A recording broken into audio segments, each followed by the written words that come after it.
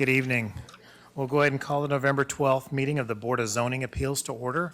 Ms. Parker will read the opening statement. We would like to welcome all present to the meeting of the Board of Zoning Appeals. Mr. Jeff Carson is serving as chairman this evening. The format for this meeting is as follows.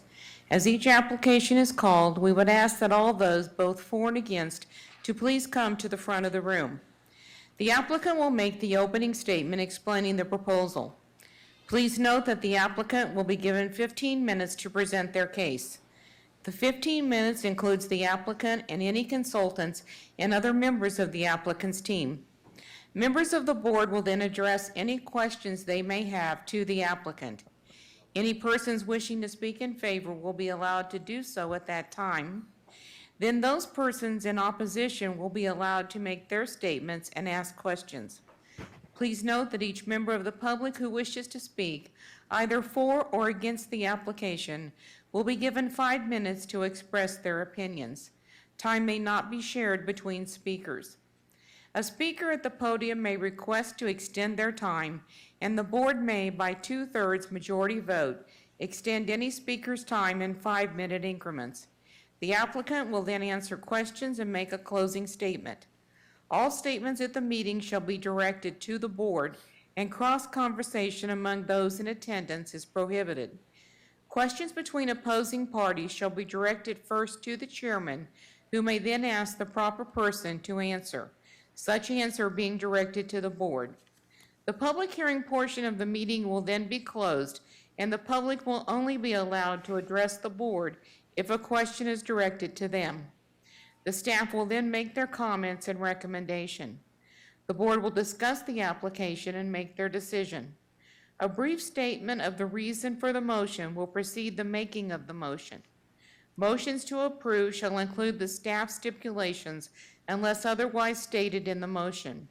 Also, all items or exhibits submitted and/or shown either to the board or staff during the hearing will be retained and become part of the official record of these proceedings.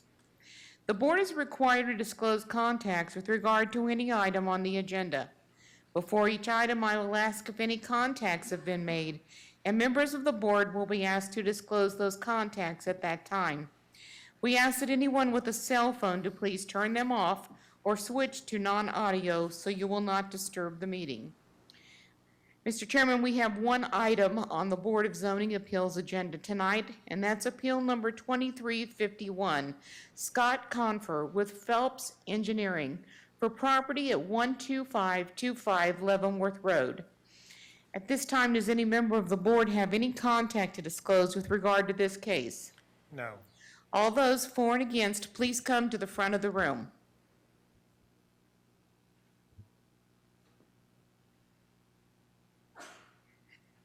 Good evening. Good evening. My name is Scott Confer. I'm the applicant with Phelps Engineering. I'm a land surveyor representing the owner. Can you go ahead and give us your address, please, for the record? I'm sorry? Your address for the record, please? The address of the office is 1270 North Winchester in Olathe, Kansas. Thank you. And this zoning appeal is going to be contingent on our rezoning application that's going to be coming forth later this evening. Just because the layout of the land and the neighboring lots, we're just asking for this appeal to the variance for the frontage on our property. Okay, are there any questions for the applicant? Okay, seeing none, we'll open up the public portion of the meeting. Is there anyone in the audience that wants to speak in favor of or in opposition to this request? Okay, seeing none, we'll go ahead and close the public portion of the meeting. We'll get staff comment. Thank you, Mr. Chairman. As noted, there's an accompanying change of zone application that will be heard during the Planning and Zoning Commission meeting later this evening. The staff would recommend approval, subject to the stipulations in the staff report. Are there any questions for staff? Mr. Miller? No? Okay. Okay, seeing none, I'll stand for a motion. Move to approve, subject to the stipulations in the staff report. Second. Motion to approve by Commissioner Miller, seconded by Commissioner Pauly. Any discussion? Seeing none, roll call. Conley? Aye. Miller? Aye. Pauly? Aye. Reasons? Aye. Serta? Aye. Mr. Chairman, that motion to approve this appeal, subject to the staff's comments and suggestions, passes 5 in favor and none opposed. Thank you. This concludes the agenda for the Board of Zoning Appeals. We will convene the City Planning Commission at 6:30 PM. Thank you.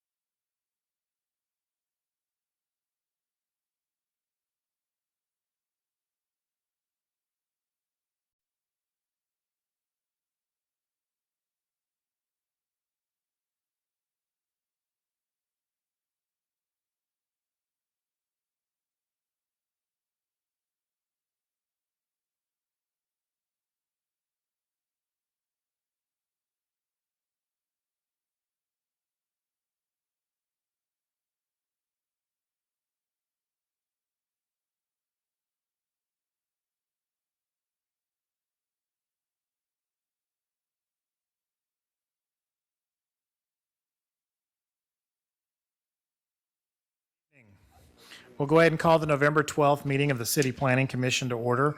Ms. Parker will read the opening statement. We would like to welcome all present to the meeting of the City Planning Commission. Mr. Jeff Carson is serving as chairman this evening. The Planning Commission is a voluntary body of citizens which will review each zoning proposal. For all change of zones, special use permits, vacations, and preliminary plan reviews on tonight's agenda, the Planning Commission makes recommendations to the Unified Government Board of Commissioners, who will then make the final decisions on Thursday, December 5th, 2019.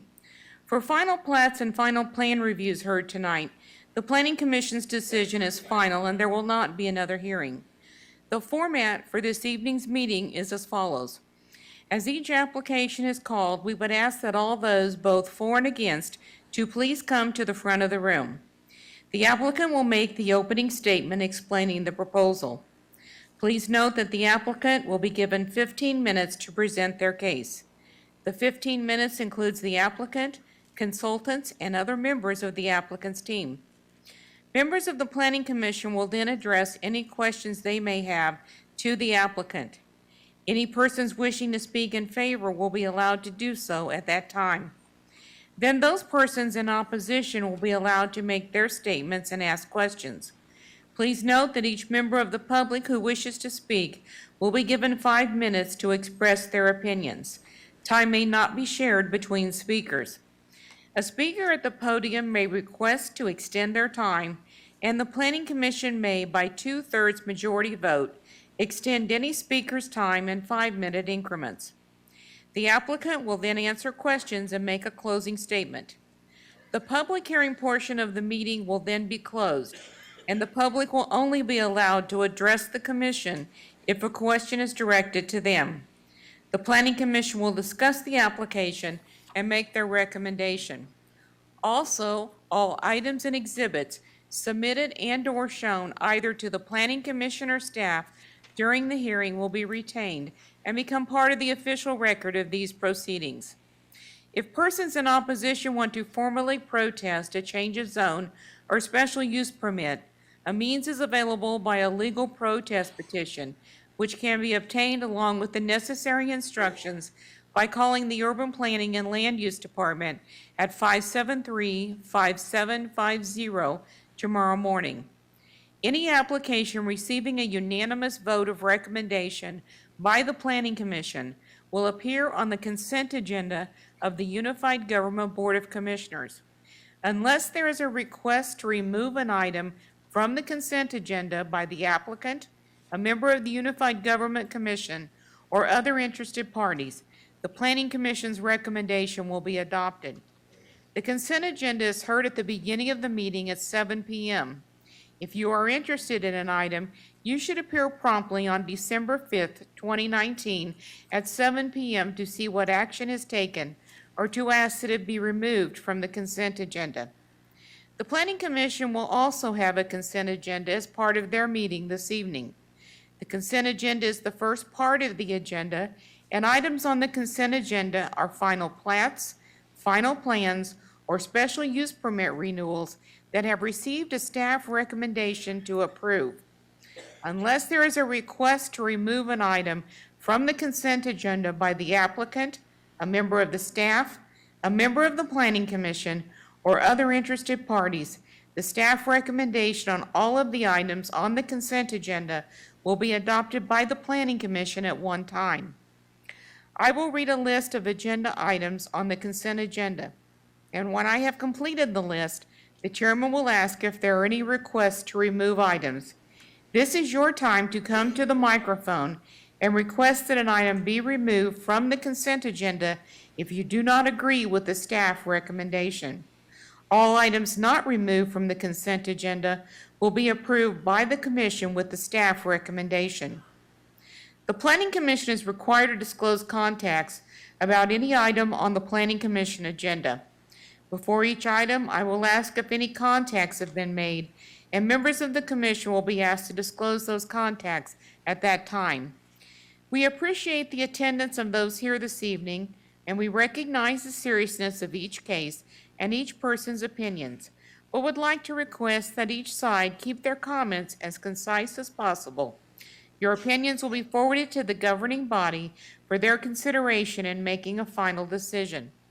In addition, those who receive notices for this evening's hearing will again receive them for the hearing on Thursday, December 5, 2019. We ask that anyone with a cell phone to please turn it off or switch to non-audio so you will not disturb the meeting. I will now read the items on the consent agenda. Consideration of the October 14, 2019 City Planning Commission minutes. Special use permit application SP 2019-62. Michael Johnson with 7th Street Event Center.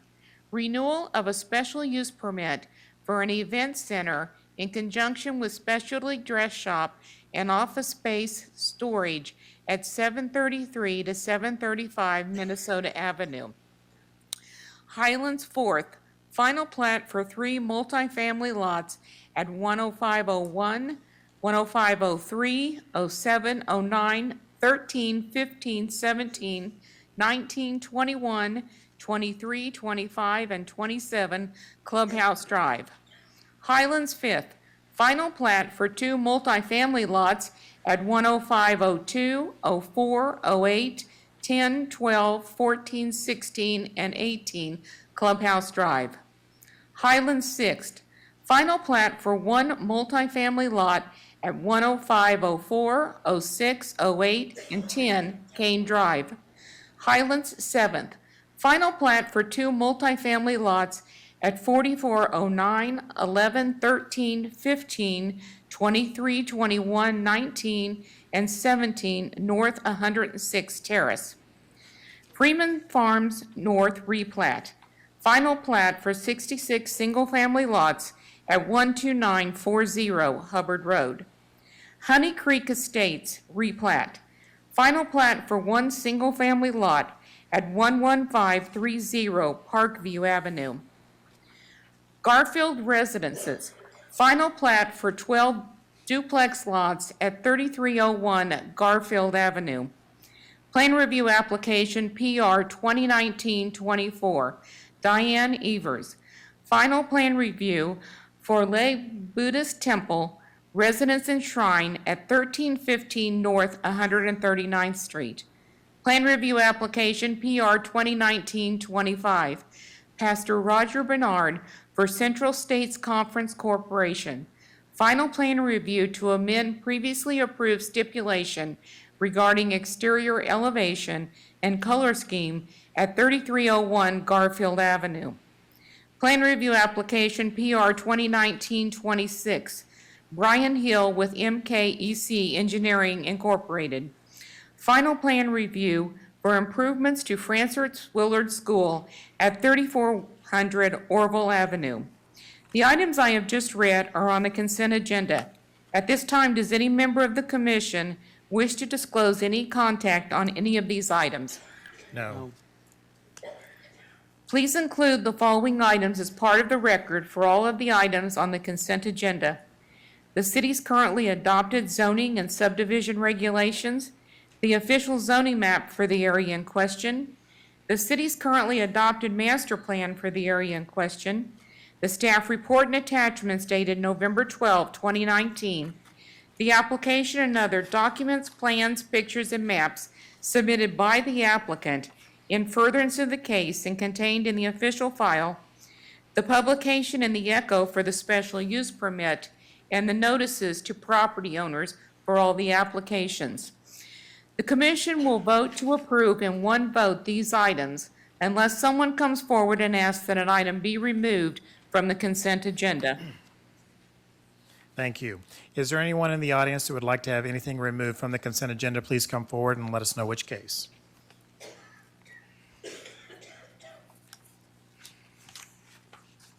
Charles Colbert for Honey Creek Estates replat. Mr. Chairman, that's item B6. Thank you. Okay, we'll remove that and we'll consider it in just a moment. Thank you. Anyone else want to have anything removed? Commissioner Connolly, Yeah, SP 201962. tell me give me the That's A1. A1. Does anyone on the commission or the public want anything else removed from the consent agenda before going forward? Okay, seeing none, with the exception of the 2 items that have been removed from the consent agenda, I'll entertain a motion to accept the rest of the items. Move to approve the items on the consent agenda. Second. Motion to approve the consent agenda made by Commissioner Miller, seconded by Commissioner Serta. Any discussion? Should it be the items that's left on the consent agenda or Yeah, the remaining items on the the consent remaining agenda. items, right? Right, He said on the consent agenda, so the ones that, change it. Yeah, the I remaining, amend my motion to yeah. remaining items. Second. motion moved and seconded. Any discussion on the remaining items on the consent agenda? Seeing none, roll call. Conley? Aye. Miller? Aye. Pauly? Aye. Reasons? Aye. Serta. Aye. Mr. Chairman, that motion to approve the remaining items on the consent agenda, subject to the staff's comments and suggestions, passes 5 in favor and none opposed. Thank you. Mr. Chairman, that takes us back to the first item on the agenda that was removed, and that's special use permit SP 2019-62. Michael Johnson with 7th Street Event Center. Renewal of a special use permit for an event hall in conjunction with specially dressed shop and office space and storage at 733 to 735 Minnesota Avenue. All those for and against, please come to the front of the room.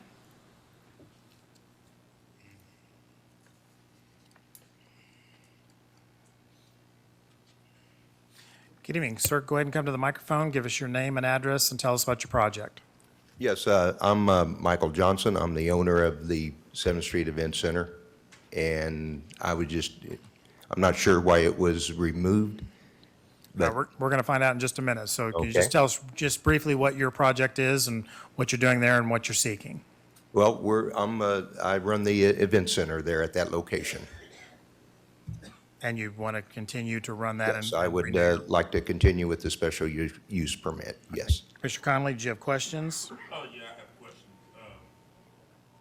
Now, I see that you had filed, in April of this year, and it expired in June of this year, and staff notes it shows that it took 5 months for you to reply to a parking thing. Is there any reason why? Well, the parking that we do own most of the spaces ourselves. And some of the spaces that we were using, they're getting ready to remodel it, and they're going to put a parking garage there. So we couldn't use those same spaces, so I had to divide it up and use smaller parking spaces in that area. And just tracking down some of the owners and such, we thought we had it secured, and then things would fall apart. And so it just took a little longer than expected to get all the approval for enough spaces. Okay, yeah, this is kind of like a pet peeve of mine, something on the consent agenda, and it's been expired. So my other question is, why, after it expired, did you continue to operate the unit after the 6th? Well, I didn't know, we were still proceeding, trying to obtain the parking agreements. I was sure I can get the parking agreements, it just took longer to obtain them. So, Did you still operate the facility? yes, I didn't know if I needed to, yeah, well, I was under the impression that it was okay as long as we can get the parking and everything. I kept in contact with the planning and zoning, so I didn't know I was needing to shut down. So I guess my question is, so, when did you find out you had to get this parking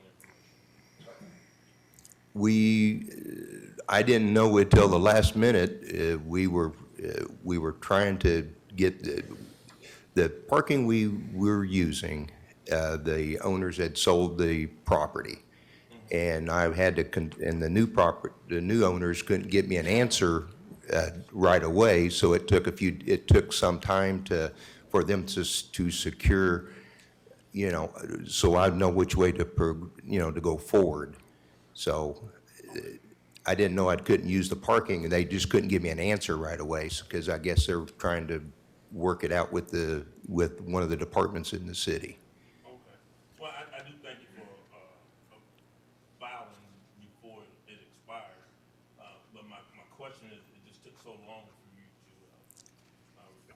Yeah.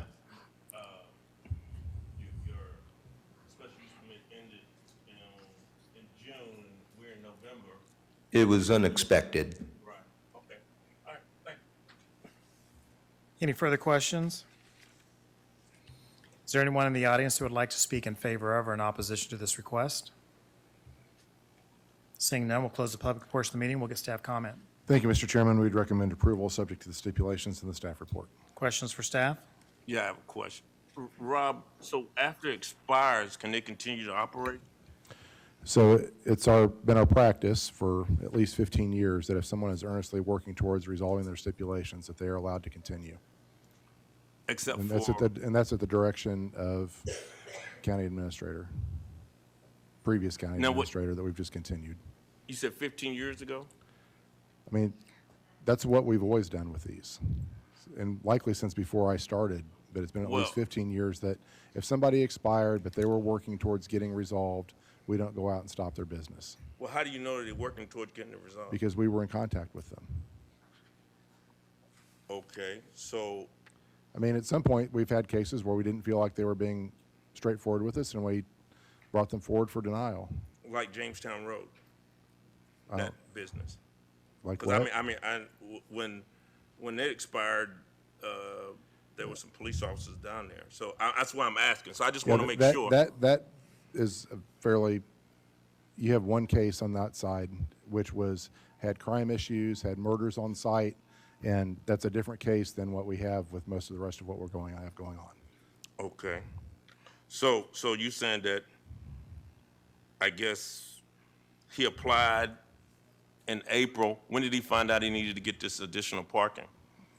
Because it ran out in June, so that's Right. 2 months. When we gave that to him in his draft staff reports, he thought he had them all online. He went to re-verify them, and he's explained the rest.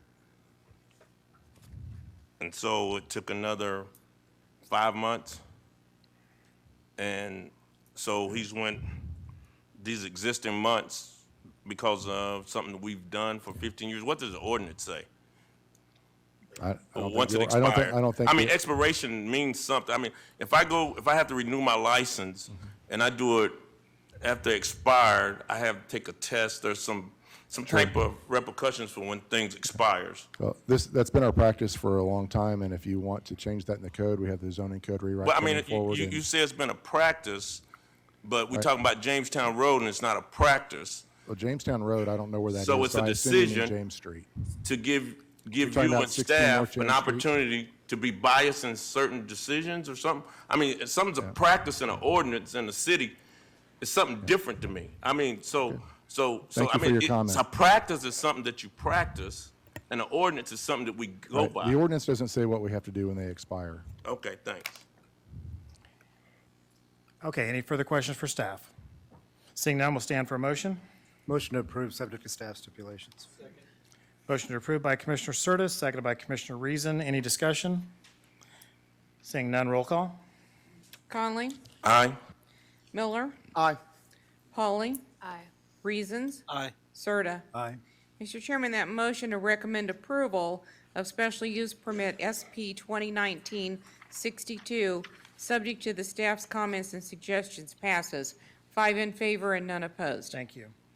Our next application that we're going to hear that was removed from the consent agenda is Honey Creek Estates replat. Final plat for one single-family lot at 11530 Parkview Avenue. All those for and against, please come to the front of the room. Good evening. Go ahead and give us your name and address for the record, and please tell us about your project. My name is Charles Colbert, 11530 Parkview Avenue. Application to combine two single-family lots into one single-family lot in Honey Creek Estates. My name is Kevin Stewart Kavanaugh. My office is at 10550 Marty Street, Suite 102, Overland Park, Kansas, 66212. I am the Colbert's attorney. Okay, and you want to tell us why you wanted it pulled off the consent agenda? We understand that there has been some opposition raised regarding an alleged easement across the property, which was not present on the plat that we were all given when we bought the properties. We are asking that this application be tabled until such time as we can resolve the easement issue in the court system. Okay. Any questions for the petitioner? Commissioner Miller? What's the easement issue?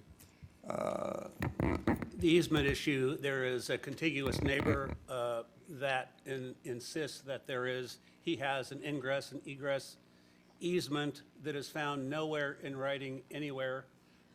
We don't believe it ever existed. For some reason, he thinks that he has this easement, but it's a tremendous problem and burden for my clients having this issue unresolved, and the other homeowners in Honey Creek that have been discussed with about the easement are, the alleged easement, are very concerned about the ramifications of it also. We think it's best if we pursue a quiet title action, an action in the District Court of Wyandotte County to resolve this easement issue. There is no record that we have found anywhere on any deed, in any record, that such an easement ever existed.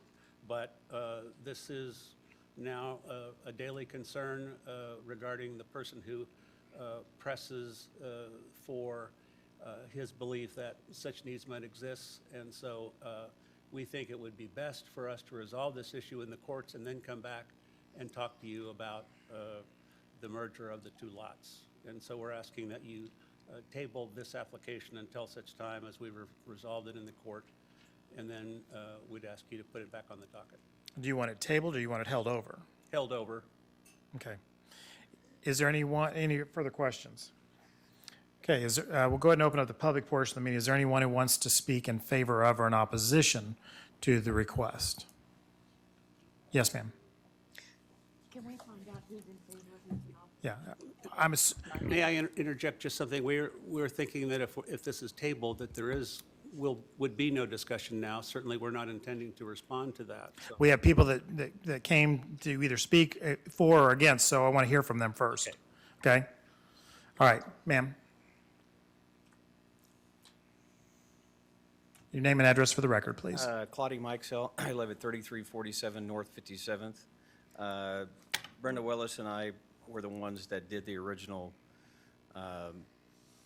project for Honey Creek Estates. There was no easement of any sort that the neighbor is alleging after the fact. And so these people are put into a situation where we have no idea where this other plat or where this other easement allegedly comes from. So you're in support of the holdover until we get the Yes, matters absolutely, rectified? yeah. Okay, thank you. Yeah. Anyone else want to speak to or against this proposal? Yes, sir. Your name and address? My name is Byron Dickey, 3200 North 115th Street, Kansas City, Kansas, 66109. I live on Lot 1 of Honey Creek Estates. This alleged easement would go down the side of my house.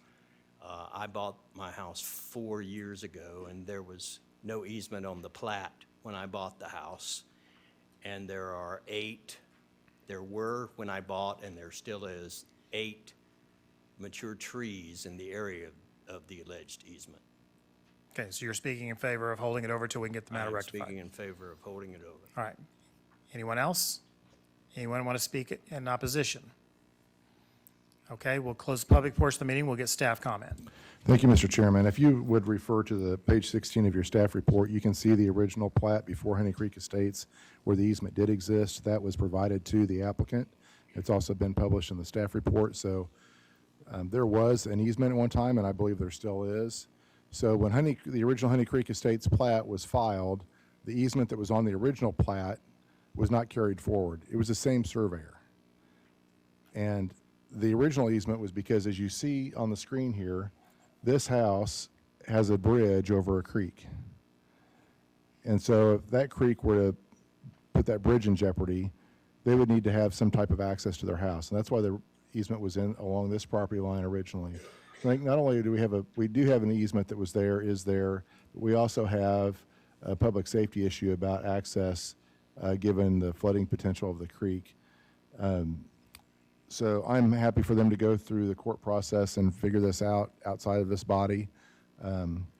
But I don't believe that this landowner It was not made aware to us that they were vacating an easement by that plat. It's not noted on the next plat, which is common practice to say, if you're doing a plat that vacates something, to note the vacation on that plat. It's not noted on the original Honey Creek Estates plat. It was likely just an error on this part of the surveyor. So it probably is something that's going to go to court and get resolved anyway. I would like to ask the attorney how long he thinks it's going to take him to get through that process, but I think we probably ought to do 60 days anyway. I can't let you know, we closed the public portion.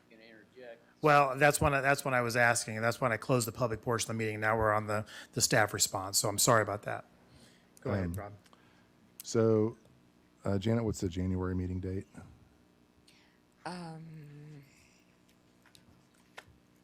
Don't you think it's going to take longer than 60 days?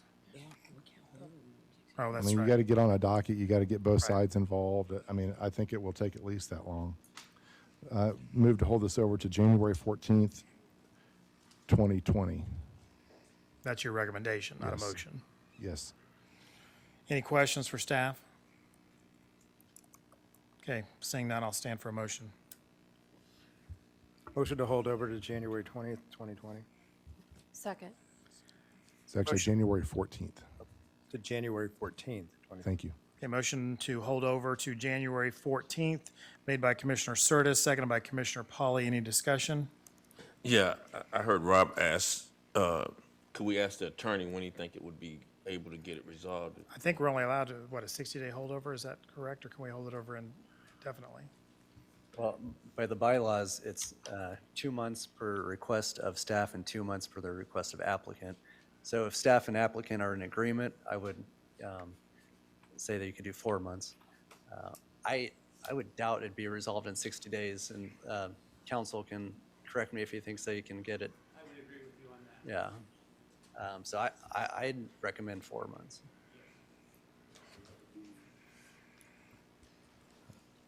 That would- March. So do you want to work on removing the motion that's on the floor, and then we'll I would figure out the withdraw date? that motion, Mr. Chair. Motion is withdrawn by Commissioner Serta. Is that okay with the second? Yes. It'd be March 9th. Yes, March 9th. Motion to hold over to March 9th, 2020. Second. Motion to hold over to March 9th, made by Commissioner Serta, seconded by Commissioner Polly. Any discussion on the motion to hold over? Okay, I'm sorry, Connolly. Any discussion? Roll call. Conley? Aye. Miller? Aye. Polly? Aye. Reasons? Aye. Serta? Aye. Mr. Chairman, that motion to hold over Honey Creek Estates replat until the Planning Commission March 9, 2020 meeting passes. 5 in favor and none opposed. Okay, thank you. Mr. Chairman, that concludes the consent agenda, and the commission will now move on to the non-consent agenda. So if you were here for the consent agenda, it has been completed. Also, the commission would request that when an applicant hears their application being called, that they start moving forward to the microphone, along with those for and against, in order to keep the meeting moving. Our first application is change of zone 3207, Eric Shealy with KC Property Guys LLC. Change of zone from R1 Single Family District to R2 Two Family District for an existing duplex at 1815 North 78th Street.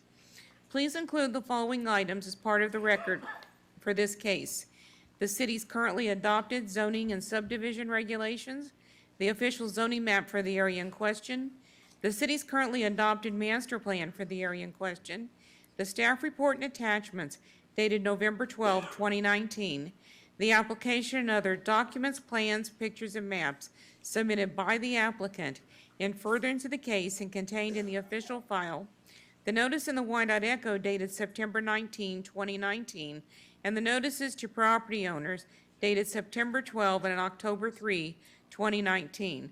Does any member of the commission have any contact to disclose with regard to this application? No. Mr. Shield, are you in the audience? All those for and against, please come to the front of the room. Okay, well, This is customary. We'll go ahead and move this to the end of the agenda. Okay, our next application is change of zone application 3208, Scott Confer with Phelps Engineering. Change of zone from AG Agriculture and R1A Residential Wyco districts to AG Agriculture City District to divide the lot and build an additional house at 12525 Leavenworth Road. Please include the following items as part of the record for this case: the city's currently adopted zoning and subdivision regulations, the official zoning map for the area in question, the city's currently adopted master plan for the area in question, the staff report and attachments dated November 12, 2019, the application and other documents, plans, pictures, and maps submitted by the applicant in furtherance of the case and contained in the official file, the notice in the Wyandotte Echo dated October 17, 2019, the notices to property owners dated October 17, 2019, and the testimony from the November 12, 2019 Board of Zoning Appeals meeting. At this time, does any member of the commission have any contact to disclose with regard to this application? No. All those for and against, please come to the front of the room. Go ahead and give us your name and address and tell us about your project. Yes, good evening. My name is Scott Confer with Phelps Engineering, 1270 North Winchester in Olathe. I am the land surveyor representing the owners of the property, and the purpose of this is to split off a marginal piece of the property in the back and for an opportunity for a new home buyer or a home builder to just create a new residence there. And with the zoning being Ag County requires a minimum of 20 acres, the back property is only 14 and a half acres approximately. So we are asking for a rezone to Ag City, which can handle 5-acre lot. That's the reason for the request. Questions for the petitioner? Just one. So there's going to be a shared driveway? No, sir. They'll There's have going to be a separate driveway? They'll have their own drive. And what's the frontage on that piece of property? The frontage, I believe, is 170 feet, and that was one of the appeals that we made earlier, was to get a zoning appeal on that, because the zoning requires, I believe, a 250-foot, and we can only get a 170-foot frontage. Okay. Any other questions? Seeing none, is there anyone in the audience who would like to speak in favor of or in opposition to this request? Seeing none, we'll close the public portion of the meeting. We'll get staff comment. Thank you, Mr. Chairman. We'd recommend approval, subject to the stipulations in the staff report. Any questions for staff? Seeing none, stand for motion. Move to approve, subject to the stipulations in the staff report. Second. Motion made by Commissioner Miller for approval, seconded by Commissioner Serta. Any discussion? Seeing none, roll call. Conley? Aye. Miller? Aye. Pauly? Aye. Reasons? Aye. Serta? Aye. Mr. Chairman, that motion to recommend approval of this change of zone application, subject to the staff's comments and suggestions, passes. 5 in favor and none opposed. Thank you. Mr. Chairman, this goes on to the Board of Commissioners. Yes, this will be heard again on December 5th at 7 p.m. in this room. Mr. Chairman, we have 2 applications that we're going to hear together. Change of zone application 3209, Matt Schlitt with Engineering Solutions. Change of zone from RP1 Planned Single Family District to R1 Single Family District to revise the previously approved plan in order to better identify and modify the site amenities for West Ridge Estates at 4401 North 115th Street. We will also hear the corresponding final plat of West Ridge Estates with that application. Please include the following items as part of the record for this case: the city's currently adopted zoning and subdivision regulations, the official zoning map for the area in question, the city's currently adopted master plan for the area in question, the staff report and attachments dated November 12, 2019, the application and other documents, plans, pictures, and maps submitted by the applicant in furtherance of the case and contained in the official file, the notice in the Wyandotte Echo dated September 19, 2019 and October 17, 2019, and the notices to property owners dated September 12 and October 16, 2019 for the change of zone application, and July 9, August 8, September 2, and October 4, 2019 for the plat. At this time, does any member of the commission have any contact to disclose with regard to this case? Yes, I was contacted today by Dana Bai regarding the parking situation in the cul-de-sac. Okay, thank you. All those for and against, please come to the front of the room. Yes, sir. Go ahead and give us your name and address for the record and tell us about your project. All right, Matt Slish with Engineering Solutions. Address is 50 Southeast 30th Street, Lee Summit, Missouri. So this is just a resubmittal of a rezoning application to better define and actually modify the site amenity that we previously approved with this case. So overall scope of this, it is a 23-lot, single-family subdivision. Generally, the lots will be 5 acres, and it has a large, basically 40-acre common space in the interior. Originally, we had proposed a series of nature trails that worked our way through the common space, kind of all that common area, to kind of interconnect that area. Our intention was to have that be more natural, less invasive to that natural climate, natural environment. Basically, staff felt that we needed to have more of a paved or structured pathway through there, which we thought would be more damaging, more removal of trees, a much greater change to that overall area. So what we had done is we are backing up and changing that site amenity now to include a shelter, a picnic table, and a barbecue pit area that we'll have in kind of a clearing and an open space that's on that 40 acres, and still allow all of the residents within the subdivision to construct those nature trails, but they won't necessarily be HOA controlled. So we'll still get to have the opportunity for all of the neighbors to be able to connect and walk and utilize this common space. The developer's opinion and belief is essentially there's a lot of people out there that want to have a larger estate type home or a larger estate style area, but just don't want to maintain that much area or can't afford to have that much ground. So the idea of this development is that you'd own 5 acres, but you have rights to 40 acres. So that way you can go back in there, you can have the trails, you can have the creeks, you can have the wooded space back behind to kind of go and play.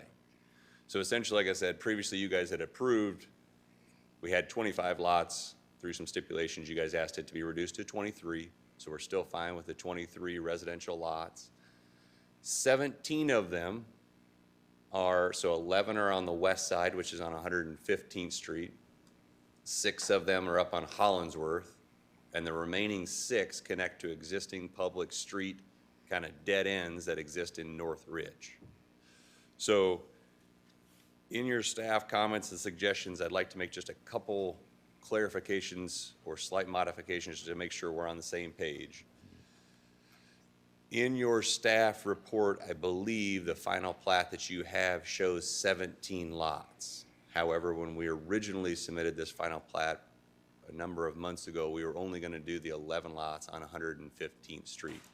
So I believe staff advertised the final plat for tonight's meeting as 11 lots, but our drawing shows 17. So to not confuse things, what we want to do is we're fine with doing the 11 lots on 115th as our phase 1, but in staff's report, we start talking about phase 2 and requiring those cul-de-sacs and public improvements. What I'm going to ask is that phase 2 is either removed from that conversation or it is phase 3, because our phase 2 will now be the lots up along the north side. And I know we're getting into a lot of details as far as what the plat will be, so if that gets confusing, please let me go through it. But in staff's comments and suggestions on the report I have, it starts talking about phase 2, and I just want to make sure that none of the cul-de-sacs will be required or the cul-de-sac around lot 23 until we are developing those lots adjacent to it, essentially. And then the only other one I have in there is under item 3. It talks about a path shall be constructed to the site amenity to the public right-of-way. And this is kind of that vague description we got into our troubles with last time. We are fine if you read on our final plat and our preliminary plat, we discuss a nature trail, which essentially, the way I describe it in there, is a trail that's intended to be grass or dirt bottom, no grade changing, allowing the existing drainage, minimal tree removal, and the development of the area not to cause a change in that natural setting. I'm fine if in item 3, staff's suggestion of a path is that definition. What I don't want to do is get into the definition of a path being a paved pathway from the street to our site amenity. So I just need a little clarification on that to make sure we're on the same page.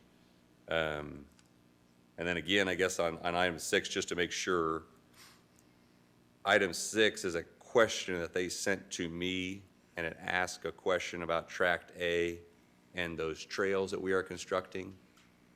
We have put a note specifically on the preliminary plat and the final plat that states those trails will not be the responsibility of the HOA. They will be owner-maintained.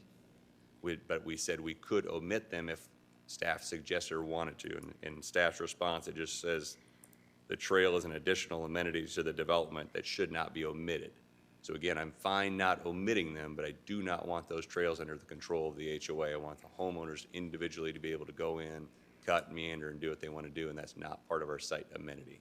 Our site amenity that we're specifically changing is, we had it as a trail, a nature trail, as we described it in the first application. In this application, the site amenity is specifically the shelter, the picnic, and the barbecue pit that we're building over there off of 112th Street. So hopefully I didn't confuse you too much, but I'll be here for any questions if you need them, or like say if staff has any, I'm happy to answer. What is the square footage of the area that's being dedicated to the amenity? It's generally 40 acres. It's, I mean, I can look. You're going to have a 40-acre shelter house and? Oh, sorry. The shelter area, in your staff report, we did pictures and we did a description. So I don't know how it works in your guys's world, but it is a letter that is written. Page 13 on your staff report, Mr. Right. Okay, Chairman. perfect. So it's a 10 by 12 shelter over a 10 by 12 concrete pad. We show 2 wooden picnic tables, and then we show a barbecue pit that is a standard cast iron public use pit and grill area. So our intention for this site amenity would be, it would be something that a family or 2 could go, they could hang out. We don't see that all 23 residents would probably show up at this site amenity at the same time. We just see that, you know, and I know that a member from the Northridge HOA is here, and we've talked about this at a neighborhood meeting about parking. You know, I don't foresee these residents getting in their car and driving 115th or Hollinsworth to get back into Northridge to get to 112th to park on the street to walk into this site amenity. I see these residents walking through the field basically to get there and use that site amenity if they do.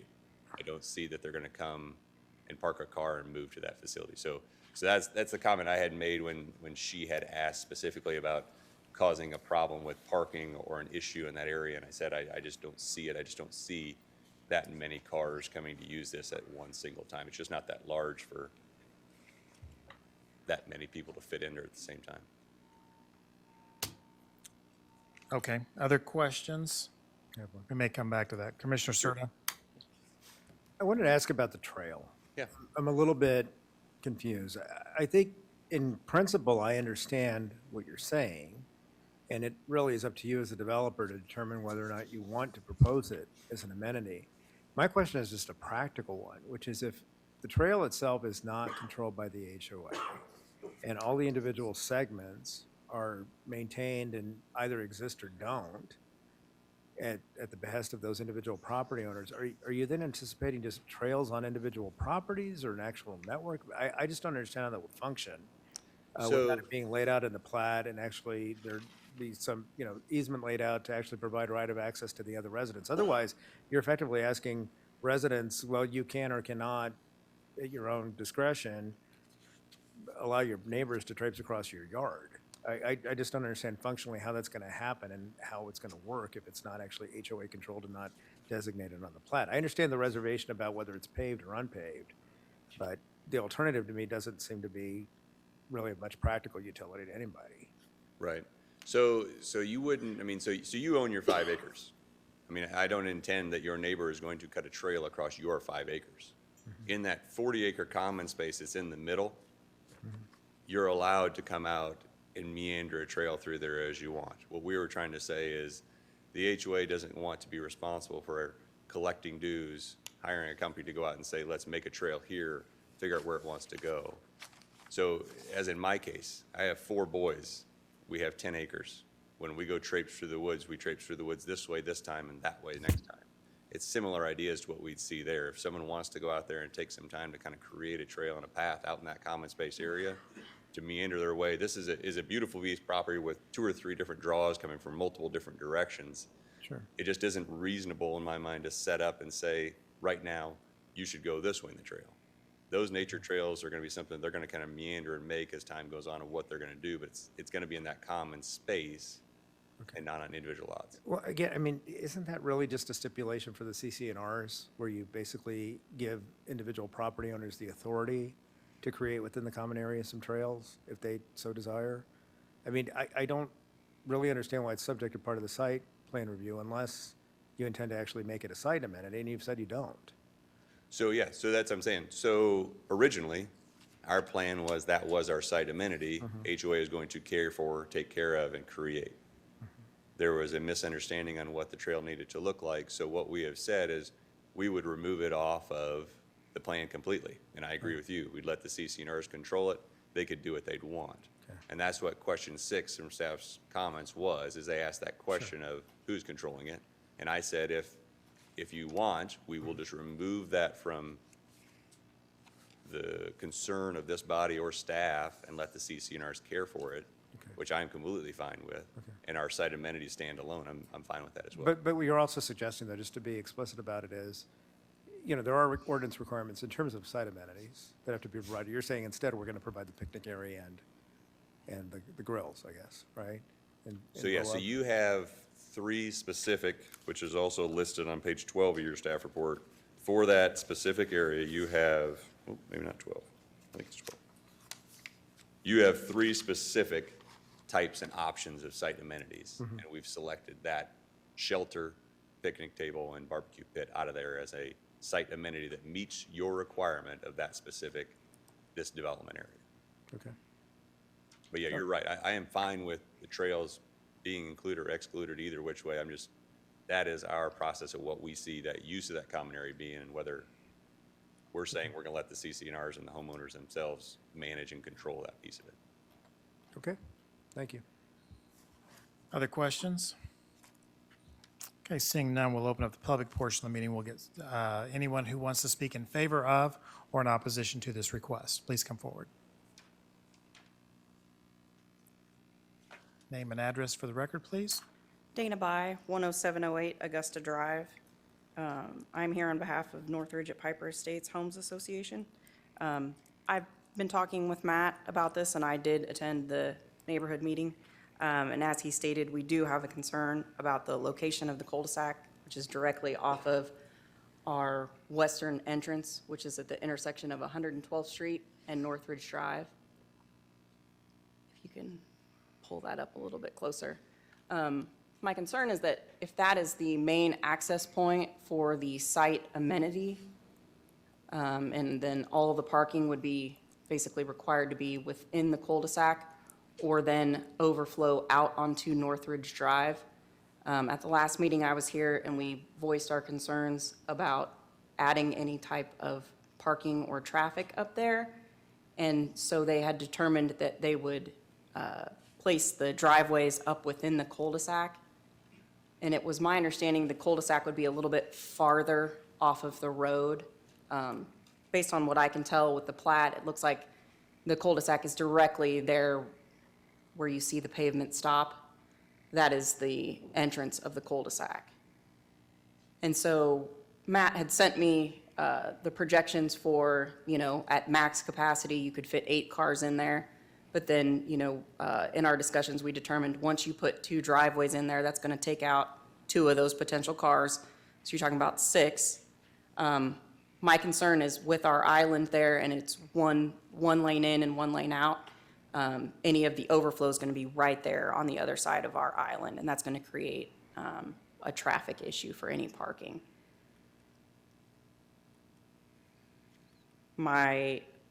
other concern is that the amenity is listed as a concrete slab of 10 by 12 feet, which by my calculations is 120 square feet.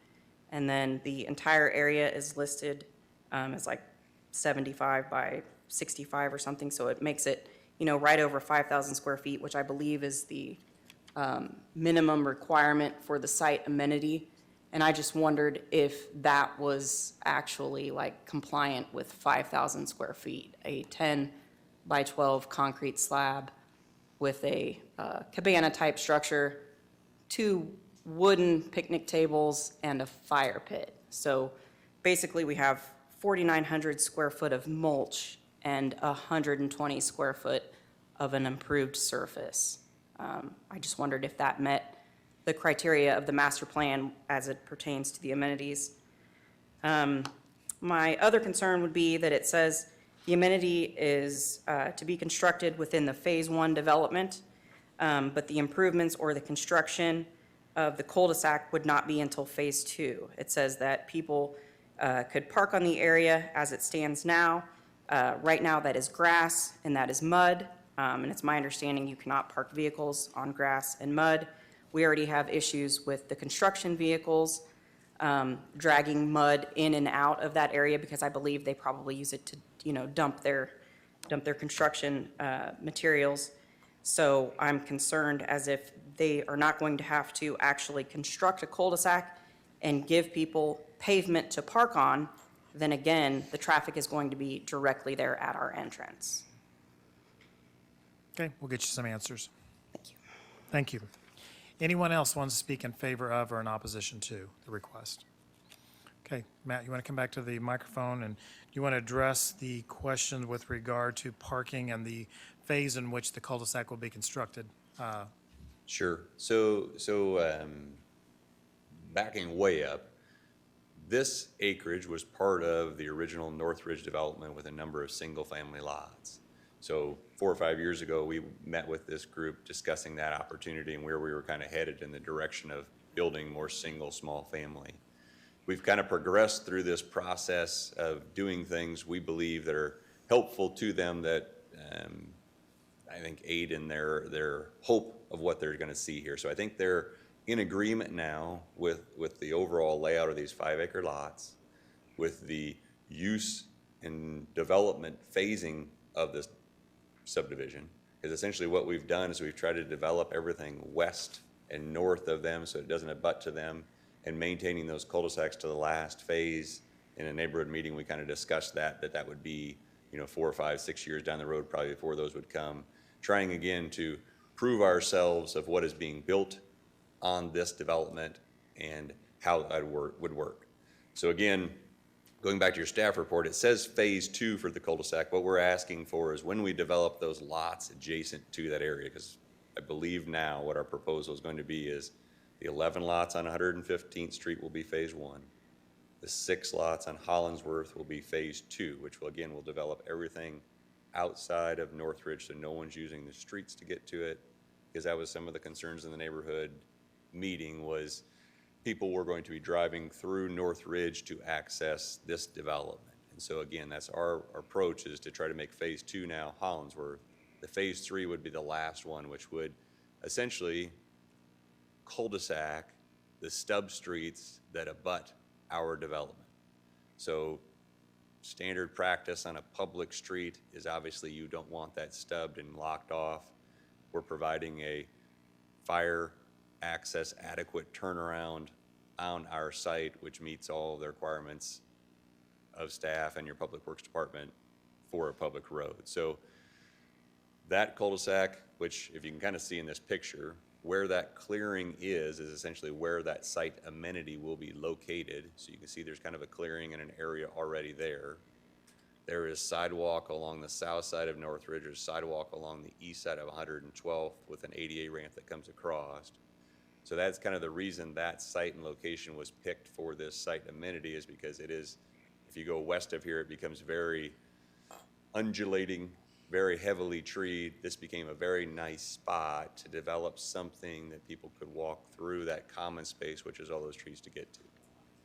So to answer the question, cul-de-sac in our plan We don't believe parking is going to be an issue on any part of getting people to drive over here, or people aren't going to drive and park that many cars over here. The cul-de-sac that she's referring to won't be built until the last phase, when essentially those lots on that side of the development are constructed. Can you address, but when will the site amenity be installed? Site amenities, phase one, staff said that before, any other, we're fine building that phase one, day one. As soon as we get approval with the building permits for the houses, we'll start building that thing. That's no problem. But hence the question, where are they going to park until the cul-de-sac's constructed? And that's why I say, I still don't believe that there are going to be that many people that are going to drive there. But even if they do drive there, every one of those streets out in that area is a public street with parking available on the street. So right now, just like any park, if you go up into the, or any park or site amenity in North Ridge development area, next to the parks or next to those areas, there aren't specific parking lots for them to go to as well either. They're going to park on streets or parking areas or walk through sidewalks to get there. So Which ones are you addressing other than because the pool has a parking lot? I thought there was more. Are there not any other playground side? I thought when I drove through the North Ridge development, there was a playground on that east side that had just like a playground area that was just adjacent to the street. Maybe I missaw it, but. I'm not sure. I Okay. don't believe so. But even at that point, our belief is that you wouldn't need to have parking directly for this site amenity, is that people are going to walk from their own lots back. And so the site amenity will be in that clearing, correct? Correct. And then from where the cul-de-sac's going to be constructed, is there going to be a paved walkway down to it? Our intent is not to have a paved walkway down to that piece. It would, again, the staff's recommendation is a path. And I want the definition of the path to be better defined, or like I said, on our preliminary plat and final plat, we describe the path as same as our nature trails. It is a grass or dirt bottom, basically, path, trail, nature trail that gets back that way. What's the distance from where the planned cul-de-sac is and where the site amenity, what is that distance going to be? I think it's, I thought I had a dimension on one of these. I believe it is somewhere in the neighborhood of 200 feet. So it could be reasonable to put a paved walking path to get down to it for people that have, things that they're going to bring with them, coolers, things like that they want to walk down. I mean, taking it through the grass and your path is going to be a little bit more difficult without a hard surface to get there, wouldn't you think? I agree, but again, like I said, our belief is that nature trail, as you're out on a hike, you stop, you have your piece there. We don't see that people are going to park your car, go get your car on, drive up 115th, or drive in and drive into the subdivision to come to that site amenity. Sure. You're gonna Well, I also don't run into picnic tables and fire pits on my nature walk either. So, I mean, we're talking about two different things. You're talking about an amenity which people would go to versus people wandering along a nature hike. So we're having two different conversations. Okay. Okay. Any questions? Any I think we additional do have questions? other ones, if you don't mind. I'll Go ahead. address them. She also asked about that site amenity. Like I said, on page 12 of your staff report, it specifically, lists those three options with the developer option. And the option that we selected was a picnic area with a minimum size of 5,000 square feet, which is why we sized it the way we did. Include a minimum of 2 picnic tables, which we provided, 1 shelter, which we provided, and 1 barbecue pit/grill that we provided. Nothing in here specifically says that anything has to be paved at 5,000 square feet, which I don't think you want anyway. As I say, we've got a 65 by 75, it's over 5,000 square foot area that's a mulched picnic area to hang out and gather in. I think that answers it with the cul-de-sac and the parking. Any other questions? Okay, we'll go ahead and close the public portion of the meeting. We'll get staff comment.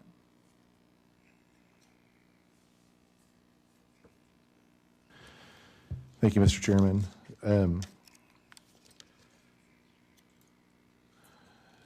So the issue over that brought this back to you is that when we look for definition of how to build a trail, we have definitions in the trail, sidewalk and trail master plan, and everything is paved. So they didn't want to do that, so they've come up with another option to do that. They will only be doing a final plat for the 11 lots on Hollingsworth. So the document you have will be modified to only show the 11 lots on Hollingsworth. Within the 40 acres, I'm going to recommend that they just cover that in their CCRs without a note on the plat itself, and they can I think that'll work fine. I don't think anybody's going to build a trail back there. There are probably already deer trails back there that people will walk on and use. The area and construction methods and all that of the amenity appear to meet the master plan. It's not specific in the size, but this is a total of 25 lots. So a couple picnic tables compared to what we have on much larger subdivisions seems appropriate in sizing for that. And I think that leaves us with the parking issue. And so this area right here, there are probably 3 or 4 spots where you can park on the pavement right there and not affect the street, because that kind of goes off there to the end and the traffic flow would be here. Before this cul-de-sac is built, there will be 17 houses that might use this facility. I think that being able to park 3 or 4 cars right here is totally sufficient for what the proposed use is, given the trails will connect it as well. So with those comments, modifications to the staff report, I'd recommend approval. Questions for staff? Just one quick detail question, Rob. So I just want to clarify how this goes forward. So the 11 lots is basically you're modifying your recommendation to make clear that this plat approval is only for the 11 lots on the 15th, and they'll have to basically republish, resubmit the document? Correct. This will be 11 lot plat because that's what they requested originally and we published. And we will have a phase 2 that has 6 lots along Hollingsworth, and then the rest of them will be in phase 3. Okay, but the 11 lots has to be, revision has to be made prior to going to full commission. Is that correct? Okay. It'll be in the minutes that way. Okay. Other It's along questions? 115th Street, sorry. Other questions for staff? And Rob, do you not believe that there needs to be a hard surface path down to the amenity from the parking area? From an aesthetics point? You know, I don't think so. I mean, we have areas, not just in KCK, but in other parts of the city where you might walk up to the pavilion on a path and you might just walk across the grass. And so I think that that's up to the nature of what the developer wants to have there and whether he thinks that'll help him sell lots or not. And I don't think it's a mandatory, you have to have a path there, or, you know. Oh, I'm just thinking, given that it's a major artery into that subdivision and the Northridge subdivision, that do we just start seeing grass that's being worn down by people walking off of a small parking area or cul-de-sac into the woods? Well, Into the amenity remember, versus we're only 25 lots. I don't think we're going to have that much use in there that comes from that way. Because you're going to have a cul-de-sac here. Right. And then you're going to have then this area's right here, and you're going to have, something along that line there that, it's not very far off the pavement. And like I said, if you want to have them pave that, that's up to your discretion. I'm just thinking from an aesthetic standpoint, to everybody that comes and goes, the people that are exiting out of the Northridge subdivision are going to be driving right towards it before they make that right on that left on 112th Street. Same way when they're pulling in and making the right onto Northridge Drive, that's what's going to be right there. And does it look unfinished to see something over in a clearing and then there's some beat down grass or mud or whatever that leads down to it? I just don't think that the use it's going to get with 25 lots will ever beat the grass down. Okay. Any additional questions? Okay, seeing none, I will stand for a motion. Motion approves change of zone 3209 with revised staff stipulations. Second. This is for the change of zone, correct? We'll need 2 motions Correct. for change of zone. One for the change of zone, one for the plat. Correct. So this is for change of zone. Is that your motion? I'm sorry. Yes. And is there a second? Yes. Seconded. Motion made by Commissioner Curtis, seconded by Commissioner Pauly. Any discussion on change of zone? Seeing none, roll call. Conley? Aye. Miller? Aye. Pauly? Aye. Reasons? Aye. Serta.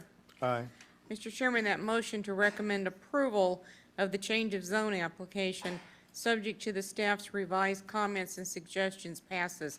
5 in favor and none opposed. Thank you. I'll entertain a motion on these final plat. Motion to approve the final plat for the 11 lots along 115th Street as stipulated by staff. Motion to approve by Commissioner Serta, seconded by Commissioner Reasons. Any discussion? Yeah, I had some discussion. I mean, there's a lot of things that the petitioner kind of wanted to change in the report, and it seemed like we only changed like one thing. So I need to ask him if, is that everything that he addressed?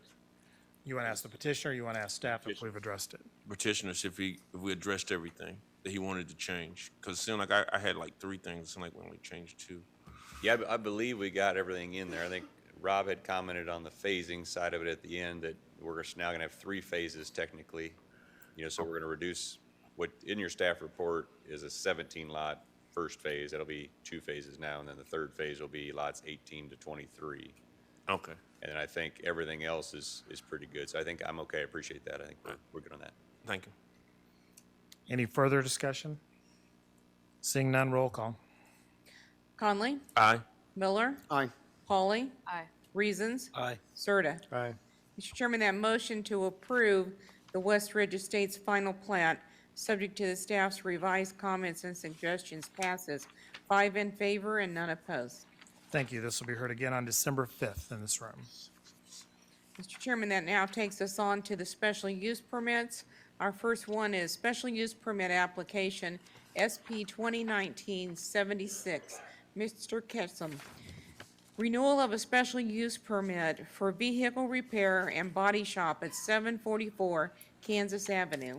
Please include the following items as part of the record for this case: the city's currently adopted zoning and subdivision regulations, the official zoning map for the area in question, the city's currently adopted master plan for the area in question, the staff report and attachments dated November 12, 2019, the application and other documents, plans, pictures, and maps submitted by the applicant in furtherance of the case and contained in the official file, the notice in the Wyandotte Echo dated June 13, 2019, and the notices to property owners dated June 12, July 1, August 5, September 2, and October 10, 2019.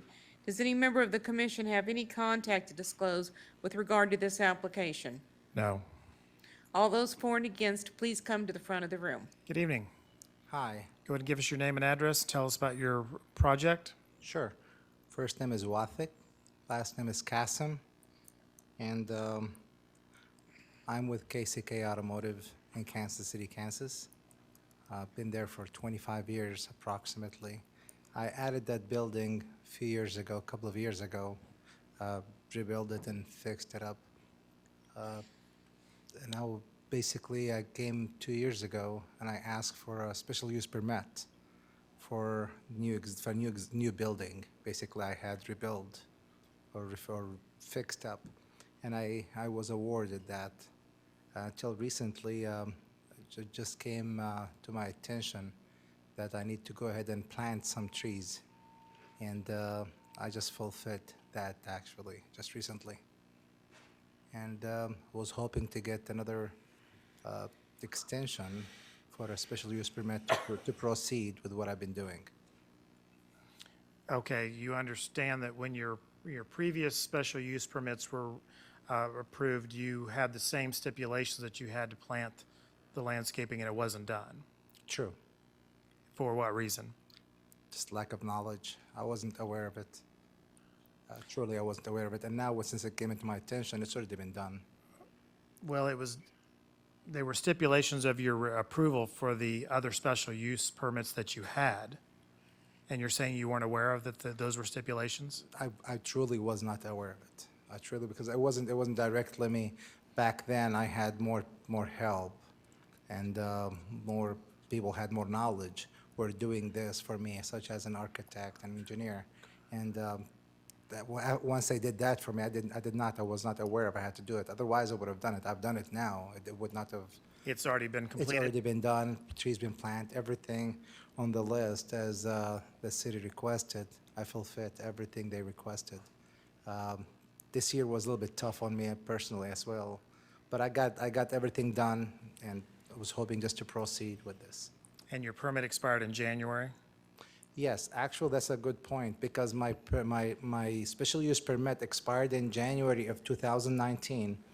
And what's so unique, I had the help, the receptionist. I sent her to the city in the beginning of the year to renew all the license of my existing business on 716 Kansas Avenue. And she did. She got occupational license renewed. And again, I was not aware of a special use permit needs to be renewed. I thought it was just all one thing until it came into my attention, I think around maybe July or August of this year, give or take. But that's when I went ahead and I renewed my occupational license. The occupational license for that building was renewed, thinking that this is all I need to proceed, such as the existing business I already have. It just went above my head that not knowing I had to renew a special use permit. This is something new to me, and a special use permit. I've always, for the last 25 years, I've been renewing my occupational license, and it's always been working fine with me. I go in January, pay my taxes, the property tax in December, and the end of the year, just go pay for the insurance renewal and the occupational license renewal, which is I did. Not knowing I have to renew a special use permit. Well, now, since I know, I'll be more aware of it and prepared more for it, for future, hoping that's when things going to go smooth. Okay, and you do understand there's several parts of this application that we see that there's no response given regarding the asphalt removed from the landscaped area. It looks like we might have some of your photos in. Everything on the list has already been done. Every single thing. And you've conveyed that to staff? Yes. The only thing I did not yet, because I finally planted the actual trees today, 3-4 hours ago. And I got pictures of that, and I got a proof of the invoice where I purchased them and the type of trees. But every other. You don't believe you're cutting things a little close, considering that you planted the trees prior to starting this meeting? True, but And this is kind of one of those situations where it's not easier to beg for forgiveness than it is to ask for permission. Well, I fully understand and I respect that, but I am just a one-person operation. It doesn't matter to me if you're a one-person operator, because it seems like when you had all the help, you didn't understand what was going on. You seem to understand more now that you're a one-person operation than you did before. So on one hand, you want to tell me that you don't have any help. That's your reason for noncompliance. And then before, you were telling me that your reason for noncompliance was you had too many people helping you and you didn't know what was going on. So pick a side. No, the reason I did not understand last year, I'm understanding and responding much more faster now because I'm doing it and I have a direct communication directly with the city. So therefore, I'm understanding exactly what they want instead of having a middle person not relaying the message directly clear to me. And I'm, like what I said, for the last 25 years, I've been in the same location, never had a single complaint on me or on my business. That tells you I'm just straightforward, legit. But when I came to a conclusion and I came to a problem now, I addressed it and I took it very serious and I fixed it. Even though on a last But you only second- fixed part of it until about 3 hours ago, am I correct? True, even though it took me a little longer, but I did it. At least I fulfilled. Well, what we they can't said. even verify that you planted the trees at this point. I have them pictures with me, and there is no way I'm gonna say something else in front of a city. Tomorrow, you guys are more than welcome to go drive by and see it. But you're hearing us tonight, sir, and you understand if your special use permit is not approved, do you understand what happens then? Absolutely, I am, and I'm hoping. I just want to make sure, because there's a lot of things you haven't understood. I want to make sure you understand if your special use permit is not approved tonight with the situation that you're in. True, I fully understand that now. All right. Other questions? I have one. Commissioner Serta? There's a photo, granted, it's, unless the date is wrong, it does say November 3rd of 2018. Is that correct on page 9 of the staff report? But, I mean, this is, to me, probably the most fundamental concern with the operation there. You know, we routinely consider special use permits for automotive-related uses. And one of the key purposes of having a special use process has to do with understanding and managing the flow of particularly vehicles at a particular site so that there's not heightened risk of environmental contamination or just of unsightly vehicles. There's not just an accumulation of inoperable vehicles on any of the sites that are being permitted for use for automotive repair. What these photographs allege to show is that there are inoperable vehicles located in the parking lot for extended periods of time. Is that the case? No, sir. No, because as I said, when I fix them in and out quickly. I have contracts with several companies that these vehicles in and out constantly. They are not there for storage facility. However, I have another couple of lots in the back of my existing. If I need to use that, I would definitely just park him back. And I have also another property on Cheyenne Avenue. If I need to go ahead and store him, I can take him and store him there. But this is not the case in this property. I usually get the cars in and out pretty much fast enough, usually within a few days, couple of weeks. It depends on how big the severity of the accident or of the repair. But typically, I get him in and out pretty. So the only vehicles being parked in that parking area then are either customer vehicles or vehicles that you're actively working on? Absolutely.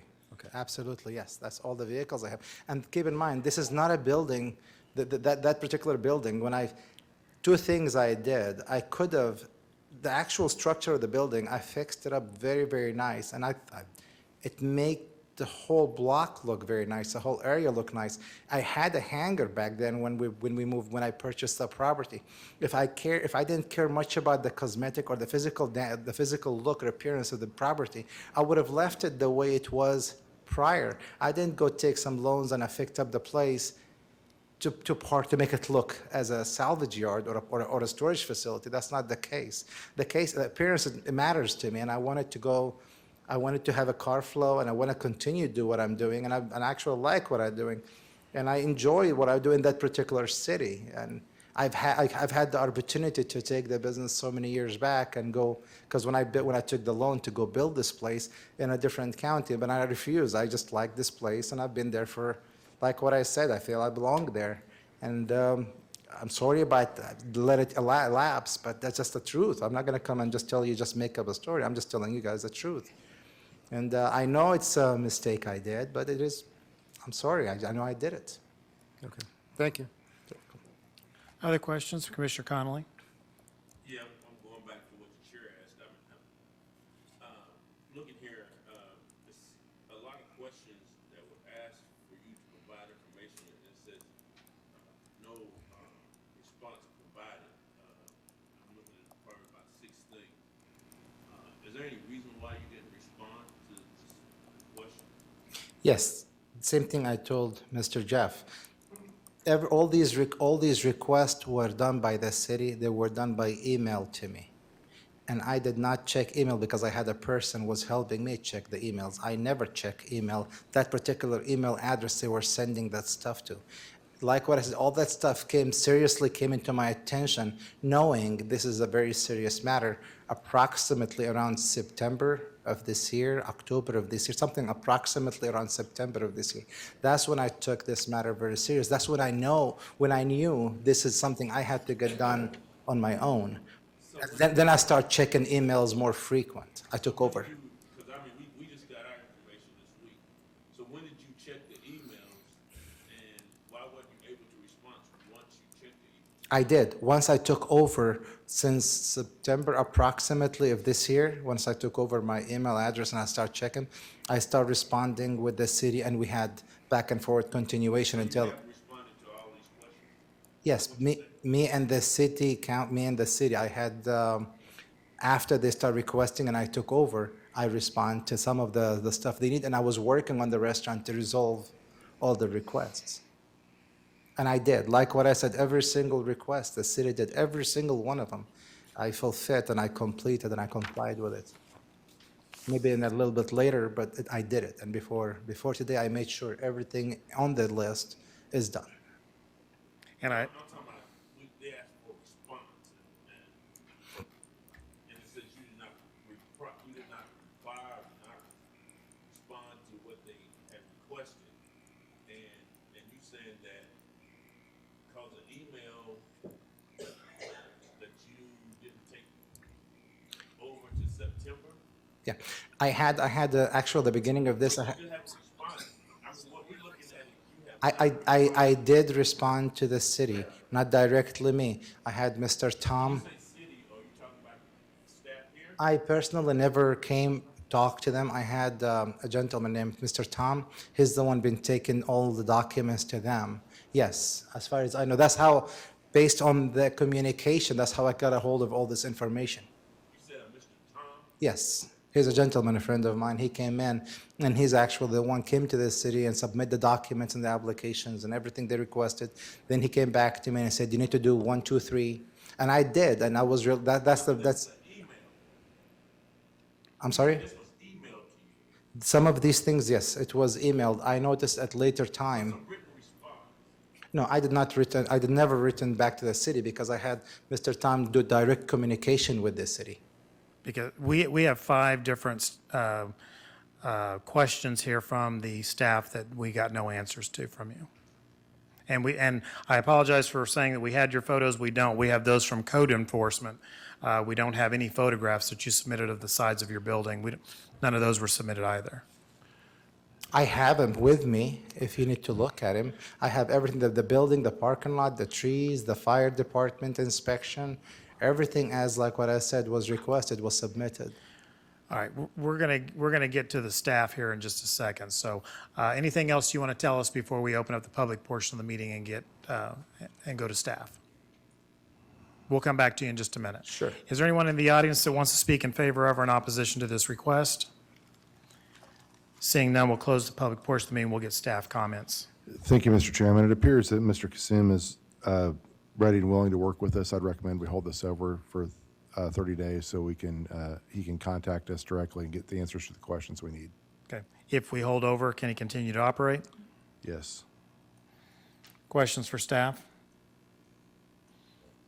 Okay. Seeing none, I'll stand for a motion. Motion to hold over to the December, what is the date of that, Janet? December 9th? Second. Call Janet, set up a meeting with Mike. December 2nd meeting, is that the correct date, Janet? I will. I believe it's December 9th. I will. Is that correct? December 9th? December 9th. December 9th. A motion to hold over to December 9th made by Commissioner Curtis, seconded by Commissioner Connolly. Is that correct? Yes. Any discussion on motion to hold over? Seeing none, roll call. Conley, Aye. Miller, Aye. Pauly, Aye. Reasons, Aye. Serta. Aye. Mr. Chairman, that motion to hold over this application until the December 9th meeting for the applicant to get with staff to answer the questions in the staff report passes 5 in favor and none opposed. Okay, thank you. So you've got 30 days to get in compliance. Use that time wisely, okay? Sure, I All will. right, we'll see you back next month. Thank you. Mr. Chairman, would it be okay if he completes all those tasks to put that on consent agenda for the next month? I don't see any objections. If we do, then Okay. we can pull it off. So yeah, Thank that'd you. be fine. Mr. Chairman, our next application is Special Use Permit SP 2019-99, Wendy and Larry Folan. Special use permit for a short-term rental Airbnb at 528 Ann Avenue. Please include the following items as part of the record for this case. The city's currently adopted zoning and subdivision regulations, the official zoning map for the area in question, the city's currently adopted master plan for the area in question, the staff report and attachments dated November 12, 2019, the application and other documents, plans, pictures, and maps submitted by the applicant in furtherance of the case and contained in the official file, the notice in the Wyandotte Echo dated September 19, 2019, and the notices to property owners dated September 12, 2019. Does any member of the Planning Commission have any contact to disclose with regard to this case? No. All those for and against, please come to the front of the room. Good evening. Good evening.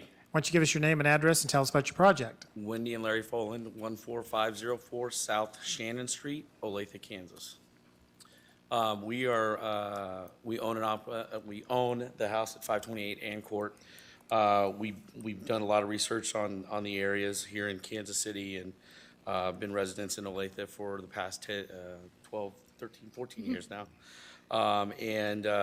Previous had done long-term rentals prior to this, but my wife and I, being about 40 minutes out of the city downtown area, like the revitalization that's going on both in KCK and KCMO, decided that we wanted to come down here more often and wanted a place to stay, but we didn't want to do long-term because we wanted to stay down here as well when we come down. So we decided to do an Airbnb and researched that we needed to do a special use permit So that brought us here. Okay. Any questions for the petitioner? Commissioner Pauly? Maybe I'm on the wrong, okay, it's not, thank you, never mind. Those are Okay. the best questions right there. Commissioner Connolly, did you have something? Yeah, maybe I'm on the wrong one. Yeah, so you have some responses that you didn't respond to staff on some questions. Do you have those answers, if I ask them, or? You can go Yeah, ahead you and can ask him, yeah. us. Yeah. Apologies that we didn't respond. What's that? Apologies that we didn't respond. I guess we didn't see it. Oh, you heard the last. Yes. So, is that okay if they respond now, Rob, or would you like them in writing? They're your questions. Go ahead. Okay, Rob. Well, but you can ask them. Oh, okay. I'm just saying what's. Yeah, fine. I've got them right here. How will you communicate with the neighbors? Yes, we've actually met the neighbors because we actually stay there, so, in person. And we met them in person, and then we did the neighborhood meeting as well, where we sent notices out to everybody. We only had one person that came from the, I guess, 75 or so. And do the neighbors have a contact information to get a hold of you in case there's a problem at your house while you're in Olathe? Yes. Correct, Okay. correct. And then how will you pay your appropriate lodging taxes? Those are actually, would be collected through the app. Through the So they'd be service. submitted by Airbnb or HomeAway. So you don't use any other apps besides HomeAway and Airbnb, Correct. and you won't? No. And then what's the maximum number of cars you're going to allow at your, We have parking available for one car because we're actually using the garage for storage. Really two, because the maximum that house can hold is about 6 people. so when you say two cars, is that off-street or on? One would be off-street, and then if they had an additional car, it would be on public There's a parking. parking spot right beside the garage. Okay. There's a cement pad right there in the back of the house in the alleyway. Do you have a number? Are you saying that the number of guests that you're limiting the property to is 2? Is 6. Six. Total. We anticipate it to be like a small family or a couple Couples of coming to couples. town for an event at the Sprint Center or Royals or Chiefs game or something at the Speedway. It's all kind of centralized right there with that area. Okay, what about a rental license? We don't want to have anyone over 28 days because we want to use the property ourselves. Okay. Any additional ones you wanted to get to, Commissioner Connolly or Pauly? Yeah, I guess, now, are you going to allow parties? No, no. No parties, no pets, no smoking, no vaping, that type We- of thing, so. And one of the other reasons is we want to do short-term because we want to be able to be on the property pretty regularly. So when we do have somebody there, and with the neighbors having our contact information, there's only 2 other houses on that side of the house, or that side of the street that are there, and they're both obviously very close in proximity. Both of them are actually rentals, long-term rentals, and they both have our contact information. So if there is any type of behavior that's not compliant with what Airbnb's policies are, then And that's they actually, can notify us. it'll be listed in the rules that are online, and then we also have a house manual that will have those rules listed in it also. So they have to agree to that prior to booking. Thank you. Commissioner Pauly? I think there is some confusion on our application because it says that you will continue to live at this residence, but you're saying that your address is in Olathe? Correct, but we stay, so he actually travels quite a bit, and we live in Olathe because my stepdaughter, for custodial issues, that's where we need to have a residence. But when he travels out of town, I stay there. Okay, thank you. So just to clarify that point, this would be a 1-year initial term because they don't live there while the guests are there. That was not clear to us. Okay. Other questions? Okay, seeing none, we'll we'll open the public portion of the meeting. Is there anyone who wants to speak in favor of the application? Sir, go ahead, step to the mic, give us your name and address. Yes, my name's Rick Kuklenski, and I own the property at 526 Ann Avenue. And I'm just here to support the issuance of the permit. I think it'd be a good thing for the neighborhood to keep the properties up. That's such a important area, that downtown, or that, and so close to this building, that anything we can do to stimulate the economics of that area, I think would be a good thing. And it's, at the end of the year, cut them off if you have to. But I think you should do that. All right, thank you very much. Anyone else? Yes, ma'am. My name's Megan Duma. I also am here to speak in support of them. I have 2 applications pending for short-term rentals in the area. They're excellent for economic development, as he said, but also they're the best kept houses on the street because of the review system implemented by Airbnb and HomeAway. So we have to mow our lawns. We have to keep our paint looking nice. We have to be the best of the best in order to keep our ratings up to get bookings to make money. So I speak in support of my new friends here. Thank you. Anyone else want to speak in favor of or in opposition to? Okay, seeing none, we'll close the public portion of the meeting. We'll get staff comment. Thank you, Mr. Chairman. I'd recommend approval subject to the applicant providing us in writing the answers to all of the remaining questions before Friday of this week so they can be included for the Board of Commissioners. Okay. Any questions for staff? And Rob, don't they have to get a renter's license? Only if they're going to be renting more than 28 days. Some Airbnbs want the option to do both, so they won't need a renter's license because they won't extend beyond 28 days. So it's got to be that one guest for 28 days? Is that what you're saying? It's got to be rented to one person for more than 28 days to Okay. require a rental license. All right, thanks. Any other questions for staff? Seeing none, I'll entertain a motion. Motion to approve, subject to the revised staff stipulations. Second. Motion to approve by Commissioner Serta, seconded by Commissioner Miller. Any discussion? Seeing none, roll call. Conley? Aye. Miller? Aye. Pauly? Aye. Reasons? Aye. Serta. Aye.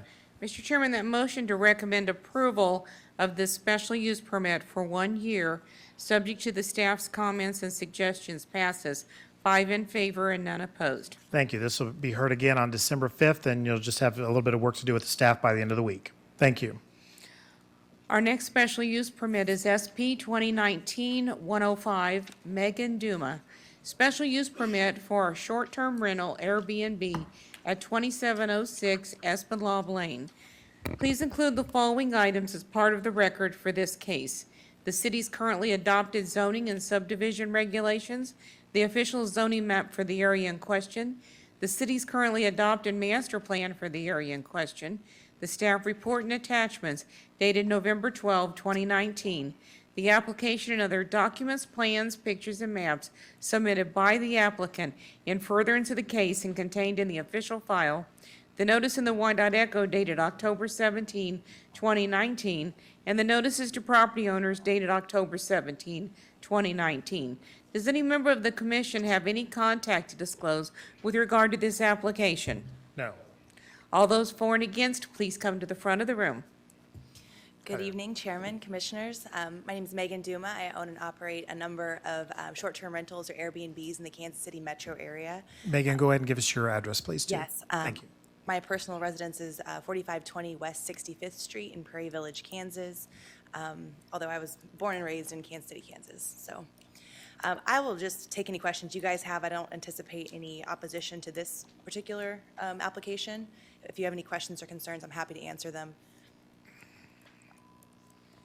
Any questions for the petitioner? Just a couple quick ones. Commissioner Serta. You obviously don't live at this residence. Are you using a management company or you respond personally? I have a management company and I am the backup. The management company is 24 hours a day, 7 days a week. His name is Tyler. I do not own the property until Friday or next week. We have closings. And when that happens, I go and personally meet all the neighbors. I give them Tyler's contact details. If there's ever any issues, I've been doing this for 3 years and haven't had any issues in Kansas City. Okay, thank you. Any additional questions? Okay, seeing none, we'll open up the public portion of the meeting. Is there anyone who wants to speak in favor of? I was going to call on you if you didn't come up. She went to bat for you. It's just Now, your time to we'll swing. definitely go to bat for her and back up what she said, that, it's going to help the revitalization, bring in the income as well as keep up the neighborhood. So we've done a lot of improvements already to the house that's there, so looking forward to continuing and possibly even doing more. Okay, great, thank you. Anyone else want to speak in favor of or in opposition to? Seeing none, we'll close the public portion of the meeting. We'll get staff comment. Thank you, Mr. Chairman. We'd recommend approval, subject to the stipulations of the staff report. Any questions for staff? Seeing none, we'll stand for a motion. Motion to approve, subject to staff stipulations. Second. Motion to approve by Commissioner Surtis, seconded by Commissioner Pauly. Any discussion? Seeing none, roll call. Conley? Aye. Miller? Aye. Pauly? Aye. Reasons? Aye. Serta. Aye. Mr. Chairman, that motion to recommend approval of this application, subject to the staff's comments and suggestions, passes 5 in favor and none opposed. Thank you. This will be heard again on December 5th. Our next application is SP 2019-106. Megan Duma, special use permit for a short-term rental Airbnb at 408 Sandusky Avenue. Please include the following items as part of the record for this case: the city's currently adopted zoning and subdivision regulations, the official zoning map for the area in question, the city's currently adopted master plan for the area in question, the staff report and attachments dated November 12, 2019, the application and other documents, plans, pictures, and maps submitted by the applicant in furtherance of the case and contained in the official file, the notice in the Wyandotte dated October 17, 2019, and the notices to property owners dated October 17, 2019. Does any member of the commission have any contact to disclose with regard to this case? No. All those for and against, please come to the front of the room. You look familiar, but if you could give us your name and address for the record, please. Again, good evening, Chairman and Commissioners. My name is Megan Duma. My address is 4520 West 65th Street in Prairie Village, Kansas. And with respect to this application, first I have to apologize. I was operating this before I had a special use permit. As I told you all previously, I operate a number, well less now because I'm going through divorce, but I operated a lot of Airbnbs in the Kansas City area, but none in KCK. And I thought that it was just like Johnson County, where you just needed a rental permit to rent. And so I didn't have any of that in order. I do have the rental permit, and my inspection for the final permit for the long-term rental permit is tomorrow. So that was pending. But that's why I operated without a special use permit, because only Wyandotte County requires this level of scrutiny to operate Airbnbs. And on that topic, I would implore you guys to come up with a way to make it easier for us, because we are so much not only like long-term renters, we're better, because we have to take care of the properties a lot better than long-term renters do. And we never have, when people are a problem, they're out, because it's not, they don't have a leasehold on the property like long-term renters that are problematic for our neighborhoods. So that's what happened. I do apologize. That did happen. I stopped it. I'm not accepting short-term renters until I have the permit in hand now. And so I've remedied the situation. I wanted to start with apologizing about that. With respect to this property, this is the first property I've ever had a complaint with. And like I said, I had operated 12 Airbnb doors in Kansas City. And the complaints weren't that the guests were annoying or that there was parking issues or anything else. Just these particular people didn't want short-term renters in their neighborhood. And I get that, like having a neighbor who you know who owns the home, who you can have a beer with, is awesome. That's like what you want, number one. But my argument is, number two, you want an Airbnb person in there before you want a long-term renter or it to be vacant. Now, this property has 3 homes or 3 buildings that border it. 2 of them do not have any utilities running to the property and are not kept up whatsoever. The other one has someone who's living as a residence in it, but it's zoned commercially and it's actually should be a commercial property. And that's who I think you're going to hear from tonight. And he has been very nitpicky with me about some issues. First is a shed, second is a gravel driveway. I'd like to speak to both of those. With respect to the shed, it is under 120 square feet. I called the city to make sure that I didn't need any special permits to put a shed on my property, except that I had to honor the setback requirements. When I first put the shed on the property, I honored the setback requirements, but this neighbor, who I think you're going to hear from, said, "You're blocking my window." Now, his only western window. Now, his western window is about 12 by 18, and he hung stained glass in it. He sent me a photo with a rifle underneath it and removed the stained glass and said, "You're blocking my window. Can you please move your shed?" after I just moved it. He and I worked it out, and I moved the shed back. He cut down a tree, I hauled it away, and I moved the shed back at my own expense. And I thought everything was fine between us. He didn't say anything else until I filed for the special use permit. And after he realized that it was going to be an Airbnb, I don't know why he was under the impression that it was not, because I invited him to an opening party for the Airbnb, as I did the entire neighborhood. That's how unaware I was of the special use permit requirement. I literally went door to door and said, I'm having an opening party. I had champagne and chocolate-covered strawberries for the whole neighborhood, many of whom showed up. So anyways, Usually bring them out. yeah, I thought we settled the shed issue. He got angry after he knew I wasn't going to be his beer-drinking long-term neighbor, and then raised these issues. So I will reserve the rest of my time to respond to anyone who is in opposition. Oh, I'd like to speak also, staff recommends the gravel driveway. The gravel driveway is confusing. The code is confusing. 27675 says, for an existing single-family residence, a driveway 10 feet or less that abuts to a street or alley can be 1, paved in its entirety, 2, as a continuous concrete wheel path, or 3, improved in its entirety with a minimum 4-inch gravel or its equivalent.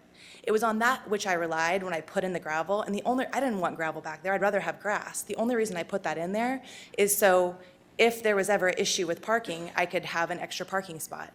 So I thought I was following the law. I called because at the neighborhood meeting, someone raised the gravel driveway issue, and the city said there had been some sort of director's letter that had said that's not the way it's interpreted. It's interpreted that if you put a driveway in, it has to be paved, or I guess, or as a continuous concrete wheel path, which seems uglier than the gravel river rocks that I have there now. So I'm kind of confused about that. And I'm happy to not use it as a driveway and limit cars to 1 car per Airbnb, or for the city to give me a little bit of time, because I've lost so much money in this process. I had to turn the faucet off, and I've lost thousands of dollars, to give me some time to not use it as a driveway, limit it to 1 car, and within a year, when I come back for my renewal, have it paved. That's what I would request. And I'll reserve my rest of my time to respond to any opponents. Okay. unless y'all have questions. Any questions for the petitioner before she sits down? Just a quick one. Commissioner I understand the timeline. When did the operation start then? Oh, like mid-August 15th, end of August? Like in the last 90 days? Yeah. Okay, thank you. Any others? Okay, seeing none, we'll open up the public portion of the meeting. Is there anyone who wants to speak in favor of or opposition to? Yes, ma'am. Hi, my name is Rose Iltz, and I live at 506 North 4th Street, Kansas City, Kansas, 66101. And basically, my husband Leo, who she referred to, and I are in favor of her petition, except for a couple of issues, both of which I think she's addressed in a way. The storage shed and the gravel parking area in the rear.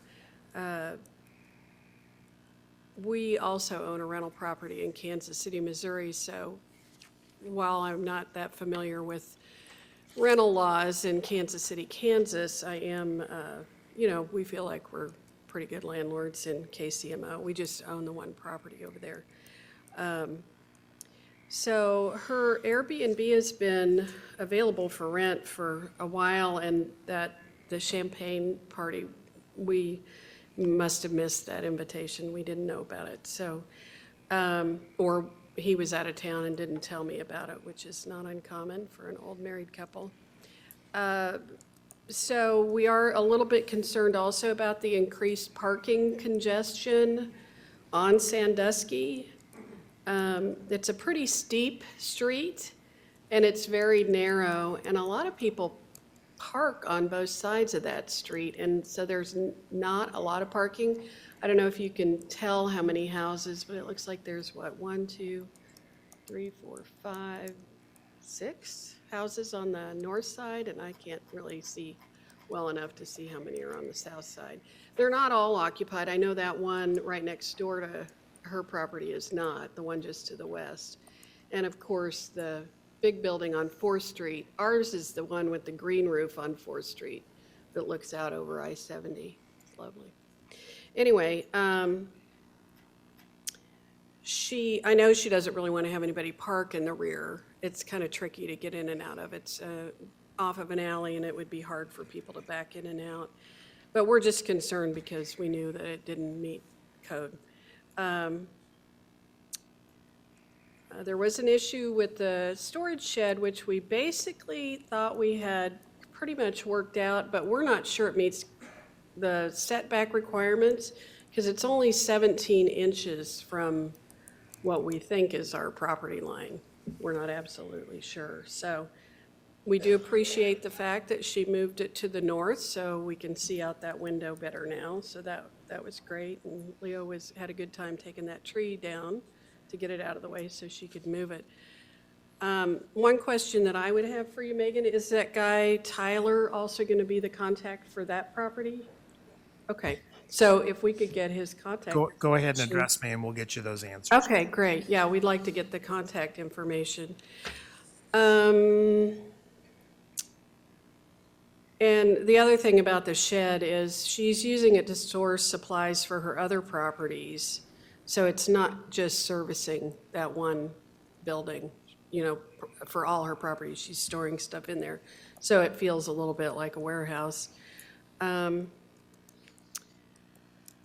So the gravel parking lot, you know, I think if she moved that shed to the west, that might solve a problem, you know, just for the setback issue. But if the shed meets the setback requirement, I guess I'm confused too, because I thought you guys all agreed that that's where they were going to put it. That's why we moved the tree. That's Yeah. why it was moved and everything else. So Yeah, we're okay with where it is now. it can stay as long as it meets the city's Right. requirements. Gotcha. Okay. Absolutely. All right, we'll find We're out. perfectly fine with that. As I said, we do own a rental property. They're long-term triplex where we have tenants that we've had for years and years. I have to disagree that I don't think that short-term rentals improve a property, area that much. Obviously, single-family home ownership is the gold standard, in my opinion. And then good small-time owners like us in KCMO are next best. We take way too much good care of our property. I know they're required to because of the Airbnb, but we have an Airbnb next door to our property in KCMO that we have nothing but problems with. We've complained to Airbnb, other neighbors have complained to Airbnb, and the problems continue. They use it as a party house. There's always problems with parking. So that's it. I mean, basically, we support her petition as long as she, you know, meets all the guidelines. But I think the way that we do it with the special use permit, if there are problems, there's mechanisms in recourse, place yeah. to work through those. Great. Thank you Well, for your thanks for your comments. time. We'll get you some answers. Megan, would you like to come back up to the mic? I think the shed is one of those things we'll just have to figure that out based on what the city's. Yeah, I mean, how many times do I need to move this shed? I was trying to do what was right and neighborly, and now it's just nitpicky. It's gotten to the point where I've communication with her husband. I've never met Mrs. Iltz. I'm sorry if I'm saying the name wrong. I was under the impression she did not live there. I was also confused as to how Leo lives there because it's a commercial property and you can't be both residential and commercial. So I'm just confused about the whole thing, but that's neither here nor there. The shed issue, I think, is really a non-issue. If I store extra toilet paper in there, I think that's kind of my prerogative as a property owner. It's not a warehouse where I'm like, Sure. whatever. And you'll provide the contact information for the property manager to the neighbor so that if there is an issue, they can. I had it at the neighborhood meeting. I gave it to Leo there, but Okay. I'll text it to him again because I have his email and his telephone number. And everyone else, I've got all my neighbors I've spoken to that are adjacent to my property.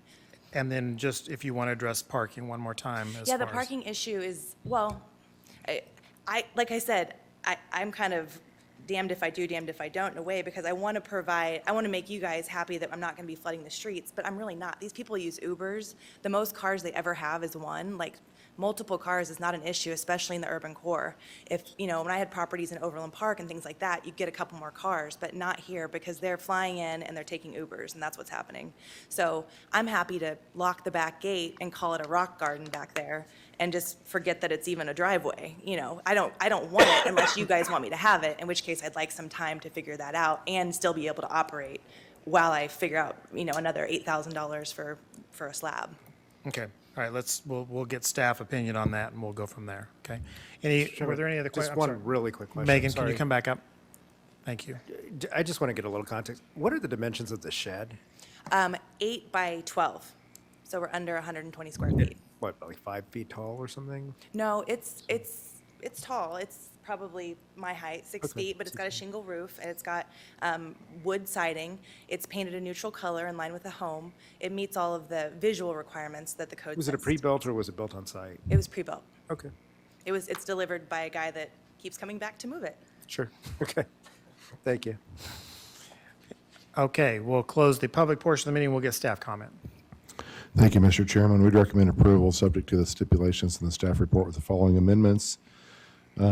The driveway should be improved within, or must be improved within the first year to meet city requirements. The shed is okay. The setbacks are 2 feet from the alley and 3 feet from the side yard. So I'm sorry if you have to move it again, but those are the city requirements, unless you were to apply for a variance. Please share the contact for the management company as you've indicated you would do with the neighbors. And I do have to note that commercial storage on a residential property is prohibited by code. Sorry if your toilet paper needs to go somewhere else. How do you regulate that, and what constitutes commercial storage versus just having bathroom tissue out there? I've given you as much explanation as I probably can. I mean, if they've got their management company coming in and moving supplies in and out, and then, neighbors tell us about it, we'll investigate it. But that's, Okay. I mean, you can't use a residential property for commercial storage. Got it. Questions for staff? Seeing none, we'll stand for a motion. Motion to approve, subject to the revised staff stipulations. Motion to approve by Commissioner Curtis, seconded by Commissioner Reasons. Any discussion? Seeing none, roll call. Conley? Aye. Miller? Aye. Pauly? Aye. Reasons? Aye. Serta. Aye. Mr. Chairman, that motion to recommend approval of this special use permit, subject to the staff's revised stipulations, passes 5 in favor and none opposed. Thank you. This will be heard again on December 5th in this room. Our next special use permit is SP 2019-109, Ephraim Carrera. Special use permit to keep horses on the property at 5124 Sloan Avenue. Please include the following items as part of the record for this case: the city's currently adopted zoning and subdivision regulations, the official zoning map for the area in question, the city's currently adopted master plan for the area in question, the staff report and attachments dated November 12, 2019, the application and other documents, plans, pictures, and maps submitted by the applicant in furtherance of the case and contained in the official file, the notice in the Wyandotte Echo dated October 17, 2019, and the notices to property owners dated October 17, 2019. Does any member of the commission have any contact to disclose with regard to this application? No. All those for and against, please come to the front of the room. Excuse me, sir, before we start your petition, we're going to need to take about a 5-minute recess. We have just enough people to have a quorum, and we need to take a little bit of a comfort break. So if you please give us 5 minutes and we'll reconvene.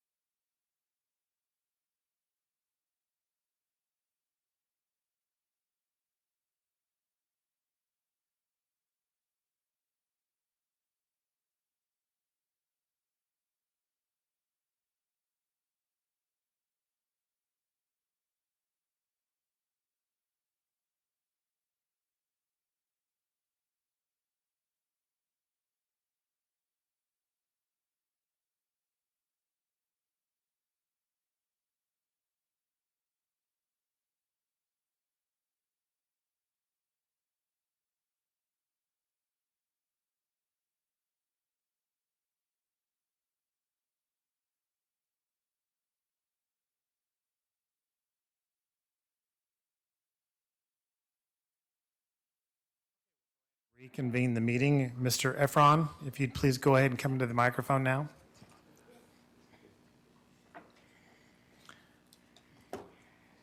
I apologize for the break, but I appreciate your patience. So if you go ahead and give us your name and address for the record, and then tell us about what you want to do here. My name is Efrain Carrera. My address is 5124 Sloan Avenue, Kansas City, Kansas 66104. And I'm here because I asked for a special use permit to keep horses. And how many horses do you want to keep on your property? I got two horses. So you say you have two, so you're already keeping them on the Yeah, property? I mean, I've been in this house for about 8 years. When I first bought the house, the thing says horse walking back. I never knew that I needed a permit for it. Never had a problem until now, I guess. So now that I've figured out that I needed one, that's what I'm here for. Okay. Anything else you want to tell us? Anybody have any questions for Mr. Carrera? Mr. Chairman, while the applicant is up, I would note on stipulation 8, it says berm where it should say barn, keeping the barns uniformly painted with no peeling paint. There's just a spelling error there, the spell check thinks berm is okay, and it is, but in this case, it should be barn. Thank you. Okay, we're going to go ahead and open up the public portion of the meeting. Is there anyone in the audience who wants to speak in favor of or in opposition to? Yes, ma'am. Please come forward. Give us your name and address. Donna Turley, 3408 North 51st Street, Kansas City, Kansas, 66104. His property butts up to the back of my property. Uh-huh. He's always kept it clean, he's kept it maintained, there's never been any issues, and I don't know why it would be not denied for him to be able to continue to, you know, have his horses and do his thing there. He's very responsible. Okay, thank you very much. Anyone else want to speak? Okay, seeing none, we'll close the public portion of the meeting. We'll get staff comment. Thank you, Mr. Chairman. I would note that the stipulation number 8 should say barn and not berm, and with that, we'd recommend approval, subject to all the stipulations in the staff report, and note that he does dispose of the manure and feeds the horses, so the size of the property, while normally we would recommend 4 acres, since he takes care of them in this way, it would be acceptable at this point. Any questions for staff? Seeing none, I'll stand for a motion. Motion to approve, subject to staff stipulations. Second. Motion to approve by Commissioner Curtis, seconded by Commissioner Miller. Any discussion? Seeing none, roll call. Conley? Aye. Miller? Aye. Pauly? Aye. Reasons? Aye. Serta. Aye. Mr. Chairman, that motion to recommend approval of this special use permit, subject to the staff's revised stipulations, passes 5 in favor and none opposed. Thank you. This will be heard once again on December 5th in this room at 7 p.m. Okay? Mr. Chairman, that now takes us to our vacation application. Utility easement vacation, UE 2019-6. Melissa Vankrum. Vacation of utility easements at 2600 By State Drive. Please include the following items as part of the record for this case: the city's currently adopted zoning and subdivision regulations, the official zoning map for the area in question, the city's currently adopted master plan for the area in question, the staff report and attachments dated November 12, 2019, the application and other documents, plans, pictures, and maps submitted by the applicant in furtherance of the case and contained in the official file, the publication in the Echo dated October 17, 2019, and the notices to property owners dated October 17, 2019. Does any member of the commission have any contact to disclose with regard to this application? No. All those for and against, please come to the front of the room. Good evening. Good evening. My name is Melissa Van Crum, attorney for applicant with Rouse Fretz, White Goss, Gentile and Rhodes, 4510 Bellevue Avenue, Suite 300 in Kansas City, Missouri. My client has requested the vacation of a portion of a utility easement granted to the Unified Government in 2000 due to the encroachment of a building into the easement area by approximately 5.5 feet. The property has been developed, and we are aware of no utilities that are in this particular portion of the easement. We request that you recommend approval of the vacation of this unused portion of the easement to resolve this building encroachment issue. Thank you for your consideration, and I'm happy to answer any questions you may have. Thank you. Any questions for the petitioner? Seeing none, we'll open up the public portion of the meeting. Is there anyone in the audience who wants to speak in favor of or in opposition to the request? Seeing none, we'll close the public portion of the meeting. We'll get staff comment. Thank you, Mr. Chairman. We'd recommend approval, subject to the stipulations in the staff report. Any questions for staff? Seeing none, I'll stand for a motion. Motion to approve. Motion to approve by Commissioner Curtis, seconded by Commissioner Miller. Any discussion? Seeing none, roll call. Conley? Aye. Pauly? Aye. Miller? Aye. Reasons? Aye. Serta. Aye. Mr. Chairman, that motion to recommend approval of this vacation application, subject to the staff's comments and suggestions, passes 6 in favor and none opposed. Thank you. This will be heard once again on December 5th in this room at 7 p.m. Mr. Chairman, we're going to hear 2 items together, and then we will take 2 motions on these items. 3450 East Drive, preliminary and final plat for 1 lot at 3450 East Drive, and 4400 West Drive, preliminary and final plat for 1 lot. Please include the following items as part of the record for this case: the city's currently adopted zoning and subdivision regulations, the official zoning map for the area in question, the city's currently adopted master plan for the area in question, the staff report and attachments dated November 12, 2019, the application and other documents, plans, pictures, and maps submitted by the applicant in furtherance of the case and contained in the official file, and the notices to property owners dated October 17, 2019. Does any member of the commission have any contact to disclose with regard to these applications? No. All those for and against, please come to the front of the room. Good evening. Good evening, Commissioners. Thank you. My name is James Bain. I work with the UG Legal Department on the 9th floor here at City Hall. With me is Assistant County Commissioner Emmerich Cross, or Assistant County Administrator Emmerich Cross. We are here tonight to ask to replat 2 properties that are currently in Wyandotte County Lake Park. Each lot has 1 residence, 1 home on the lot. They've been platted at 3 acres, which is the requirement for a septic tank system. There's no planned additional development on either of the lots. The 1 home on each lot would be all that is there. And the replat is designed to take those homes out of Wyandotte County Lake Park, and that's what we're asking for tonight. Okay. Questions for the petitioner? And this is for, I'm sorry, Commissioner Miller.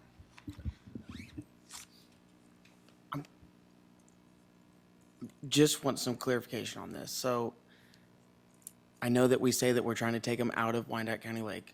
That's impossible. Can't really physically take them out of Wyandotte County Lake. There are, one of the homes, yes, but one of the homes, no. I want to know what stops this from being sold as a property in 15 years. That's the one thing holding me up on this issue. Is in 15 years, the city comes and says, we need $300,000, we're going to sell this house that's in Wyandotte County Lake. It's no longer public property. Wouldn't even really take an action from any governing board to just sell it. It may, a commission or whatever, but what's to stop that? That's really what's holding me up on this. Well, for clarification, it will still remain unified government property. Yeah, the unified government is planning on continuing to own this. No, but I'm saying 15, 20 years from now, there's nothing, if we move this to private property, there's nothing keeping us from just selling it down the line without them having to come in front of a board like this. Well, there's nothing preventing a sale in the park either. The unified government can sell the park, can sell any park. I agree with that, but if they tried to sell the park, I think that we'd have a mass of people coming here in one parcel. That's my main question. Commissioner, and you're exactly right there, but if that is the will of the commission at that point, and they chose to do that, they could at that point. I don't think that's going to happen, but in 15 years, I can't speak to that length of time, but I know right now it's not part of any plan of the administrator or the commission to do that at this time. And can we just get some clarification as to what's precipitating the need to do this versus the way it exists currently? Maybe that'll clarify it. Sure. So I guess numerous reasons. Right now, the property within a park has to be used for a park purpose. And so in the past, the first one on your list, the 3450, that has housed the park director, park rangers. They had park rangers back in the 50s and 60s that lived in that home.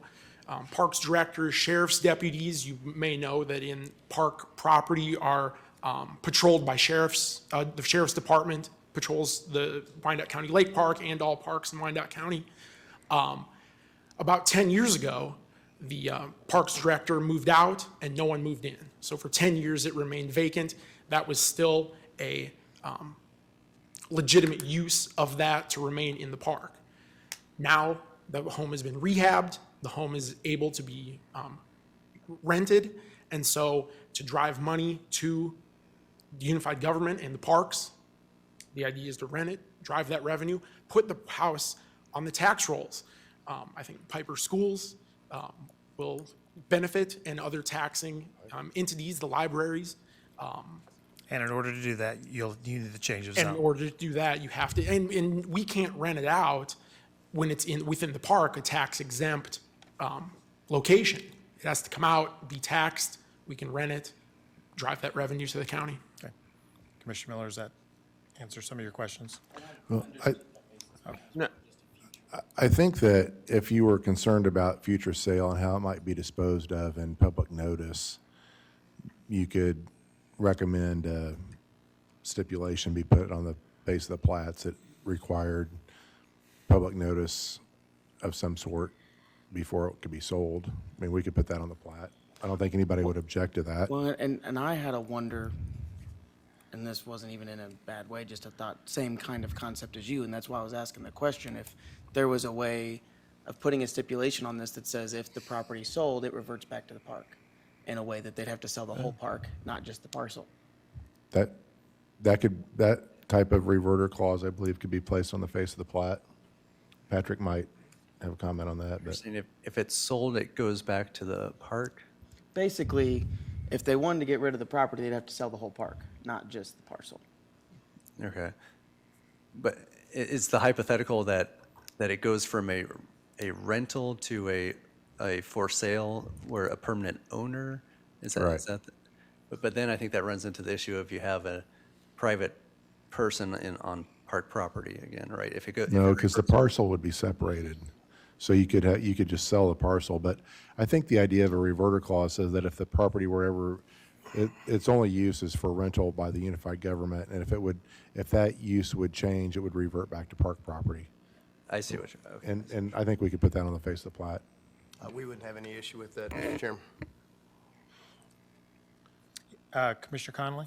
Yeah, I guess is this having to do with anything with the former chief of police leaving on some property on Wyandotte County? Is this the same property? Negative, sir. This is here for the replat of the property. Okay. So you was able to rent that property, but you're not able to rent this property? I guess that's my question. No, we have two houses at the lake, and that will be rented in this replat. One's rented currently, and the other one is up for rental to unified government employees at this time. We're going through an application process for them. We're coming near the end of that process. And so you're doing this so you can rent it, or you? Yes. But you said you're already renting it. We have one home that's currently rented to a individual that had a contract with the unified government to perform business catering operation down at the marina there near the boat docks and the boat rental at the boathouse. And we will open up the 3450 to new rental opportunity for a unified government employee. So you don't need to do this to rent it because you're already renting it, or? Well, so you can rent park property for a park purpose. Like I said, the Parks Director lived in that house before, that completely legal use of park property. The West Drive was similar. It's rented to folks that worked out there, watched the marina, had a catering business out of there. My argument would be that fits that park purpose exception to living within a park. Thank you. Any other questions? I have a question. Commissioner Serta. Is there currently a tax appeal issue pending with the state with regard to these uses? Is that part of what's driving this?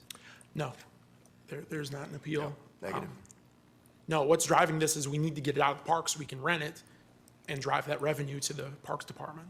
I think, we're going to hear from members of the public on this, obviously, but, I think as a perfunctory issue in terms of planning, I entirely understand the rationale for platting this and basically getting it on the tax rolls. To me, this is probably more of an editorial aside than anything else. This seems to beg a larger question, which is what is the long-term strategy for managing these types of properties at the lake? A decade or more ago, there was a big dispute over the guard shed and a couple of the other structures at the lake. I know the State Historic Preservation Office was concerned that these buildings were potentially eligible for designation on the National Register. I don't know if 3450 East Drive has been so noted. And the issue at the time, frankly, I know my good friend and former county engineer, Bob Roddy, was not entirely happy with me for saying this publicly at the time. There just really wasn't any strategy for maintaining or managing those structures at the park. I'm a little concerned that part of what I'm hearing here is a continuation of that process. These 3450 East Drive in particular, to me, strikes me as one of the buildings at the park that needs to be preserved, that needs to be maintained, that needs to remain part of the park. It's part of the historic fabric of the park. I understand the interest in renting it short term, but that's only a short-term strategy for actually investing in and maintaining that physical structure as part of sort of the overall built environment of the lake and the park. I would guess, based on my interactions with both residents and other people in the county a decade ago about those kinds of issues, there are a lot of people that are very protective about the lake and the park itself. So, I think, to me, this is still just an incremental step that still leaves a larger question of what's the long-term strategy for maintaining and managing these individual components of the lake property.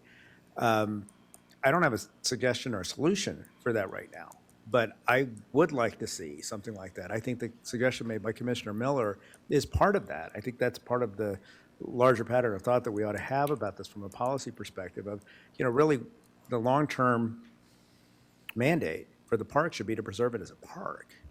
And so if there is a reversion, as Commissioner Miller suggested, then, it would only be appropriate that the planning basically revert to making this fully part of the parkland. The other question I have, though, which is a legal question, I don't know whether it's true here or not, are there any stipulations or restrictions in the charter about the use or conversion of property within the park system? The state statute has some, if you're trading park property or if you're selling park property, there are, the state statute mentions those two possibilities. Here, we're not doing either one of those. We're not trading it, and we're not selling it. Okay. And So the unified government remains the fee simple owner of Yes. these properties despite the replat? Yes, that's So the ordinance, or excuse me, the statute doesn't really get triggered by a change in the planning and basically putting it on the tax rolls. It's just more of like a treasurer level transaction almost, right? That's correct. Right? Almost a ministerial kind of thing? Okay. I think that's important to clarify and just explain going forward because, again, I think anytime there are changes like this contemplated, part of what happens, especially when the public is, it raises an eyebrows, what's the longer term strategy here? Is this to literally subdivide off and sell off part of the parkland and park property, or is there something else? And again, if it's a short-term rental strategy, I think it's then even more imperative to have something like the reverter clause that Commissioner Miller suggested. Thank you. Any other questions? I just have one for legal counsel. Is there an issue with keeping the rental available only to unified government employees and not opening it up? Are there any types of or housing restrictions or anything like that, or violations that would come as a result as to leaving it to one certain class of citizens? I don't believe so. I think that's within the discretion of the unified government. I don't know if that's an issue that you can speak to. Okay. No, Mr. Chairman, our intent there is to rent it to a unified government employee, keep it in the unified government system, and to rent it to the most senior unified government employee with the most seniority. And then if that doesn't work, we don't have any takers on that, then we will open it up to the public. Okay. All right, thank you. And I would just point out one thing on that. There's a gate to the park. The park closes at midnight. And so the leaseholder would have to have a key to that gate. The administration's idea is that that should be an employee that has access to the park by a key, since it's somebody that obviously we know and trust, and that's Sure. already an employee. Like a gated community, so to That's, speak. that's right. So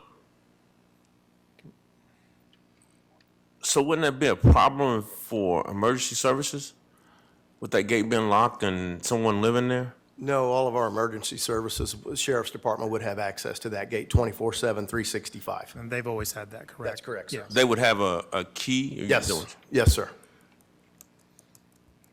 I have another question. Commissioner Serta? Has this gone before the Parks Board?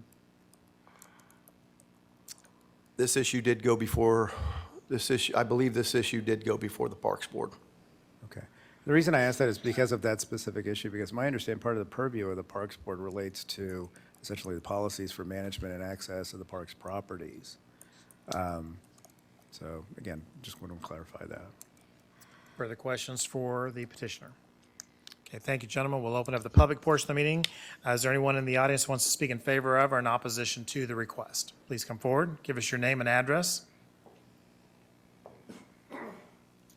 My name is Tom Murphy. I live at 4103 Nerman Road, Kansas City, Kansas, 66104.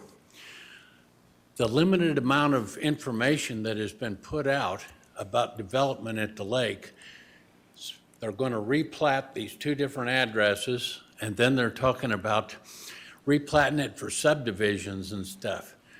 Wyandotte County Lake stands on its own merit. It's enjoyed by. Sir, I don't know what you're talking about. There's not anything in this petition that talks about replatting the lot for any type of development. The little map that was sent out to the residents that are closest to it. It's subdivision 1, subdivision 2 at 3,400 and at the 4,400 mark. The map is so small, we weren't even able to blow it up big enough to see exactly what parts of the lake that they're wanting to develop. I think it's just, we'll get an answer to that question, but I think it only applies to these two parcels within the lake property. Yes, sir. There's no new construction. It's just the existing homes that are there. No new construction is proposed whatsoever. Correct. This is just a strategy to maintain what is there. I would disagree with the gentleman in one regard. Even the plats that are in the staff report are not of resolution sufficient to identify the specific parcels that would be affected here. So it would be helpful to see that at some level of detail. Go ahead and continue on with your comments, sir. Well, that's, my main worry is that I remember when they tried to put the hotel at the lake, and since Wyandotte County Lake has even surpassed the Schlitterbahn as far as a recreational area for the residents of Wyandotte County, I'd like to keep it as pure as it is now. It's something that we all enjoy and have for years and years, and I just, to put in any kind of new housing or anything, the subdivision part and all that is what has troubled me, so. Okay, well, hopefully that provided some clarification. There is not to be any new construction or anything going on. It only pertains to these two dwellings. Thank you very much for your time. Thank you. Next.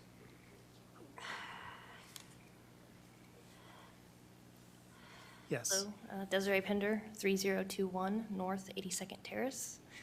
I oppose, I have concerns about, moving public land to private land and just the public's ability to access. And also, I live relatively close to the lake. I was not aware of this request, so I'm kind of concerned about who was actually notified. And my last concern would be the future intent, as was brought up earlier, of, this request. Thank you. Thank you. Greetings, hello. Hello. Apologize for any shortcomings, I mean no disrespect, but my name is Josie Payne, Josey Payne. I live at 3021 North 82nd Terrace, Kansas City, Kansas, 66109. I also agree with my proximity to the lake, you know, and I was only knowledgeable of this gathering through hearsay, which, you know, find that unacceptable, being I do reside in 66109, with, you know, the proposed zip code. But, and definitely concerned with the future intent, you know. I'm not a lawyer, I don't know how to decipher, you know, paragraphs and pages upon pages of non-civilian text, but I absolutely am concerned with precedent and whatever happens. If my understanding, the properties are already being leased to UG government employees, I have no problem with that.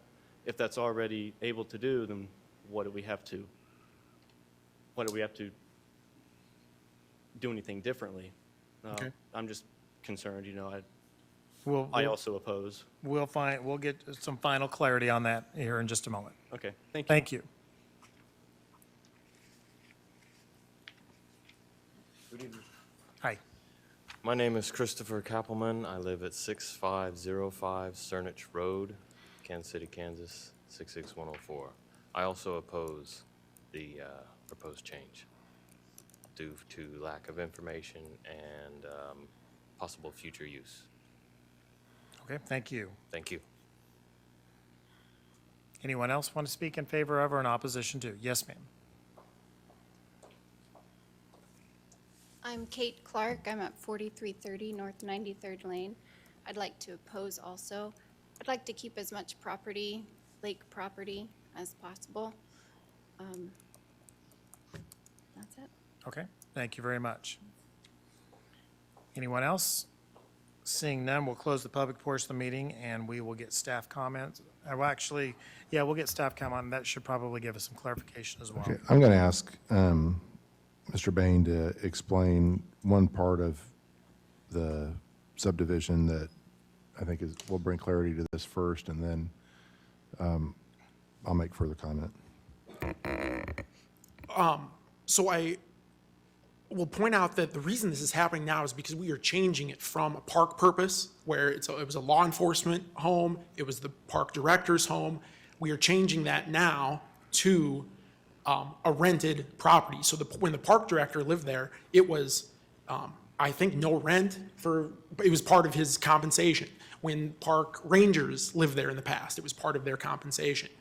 We are changing it to now a revenue-producing rental, and that is the reason for the replatting. If we couldn't rent it, if we rented it in its current state, the whole park would lose its tax-exempt status. And so that is why That's why it's necessary. that's why it's necessary to pull these two pieces out so we can rent them, but keep the entire park tax-exempt. Thank you. And in the replatting process, or being able to do that, constitutes the need for a subdivision to be created. That's correct. Thank you. I wanted to make sure that got on record And as I well. would mention one thing about losing park property. These lots were not open to the public. These lots were limited to authorized personnel, unified government employees to work on the homes, maintain them. These folks that were living there, that were on the West Drive, that were employees and had businesses out of the park. So the public was never allowed on these lots anyway. So the public isn't losing any access or any park amenities. I have Bob, one other sorry, go detailed ahead. question. Commissioner Serta? Is the intent in terms of the rental to redirect that revenue towards the maintenance and upkeep of these particular structures? Is it going to be actually accrue in Yeah, that that's the way? intent, is we'd like to have a revenue stream to, remodel, operate, and maintain these premises. But there's no initial investment up front that's being recovered through that. It's simply ongoing maintenance? Yeah, it's just ongoing maintenance, that's correct. And will they be market rate leases then? The number for the 3450 addresses will be $1,100 per month. And the rent as of January 1st for the, what's the other address? 4,400? Yeah, 4,400 will be $750 per month. I still have a question with how emergency services is gonna get through a locked gate. You said that they would have a key, or they have is there a passcode? They have a key. They're going to get through the same way they get through now, correct? That's correct. But when it's locked, It's locked now. so, but. They will have access 24/7, but 365 with what's a the key. emergency now? Is there a fire at the lake, or? There could be, I'm talking about human services. so you- somebody could have crawled over the fence, accessed the lake and had an emergency and needed emergency services, just, Well- the lake is not completely fenced. There's also a youth camping area at the lake that is used on weekends beyond the midnight limit by permit from the Director of Parks and Recreation that they would have, you could have an issue with. But they have, no different than a commercial building that has a locked gate.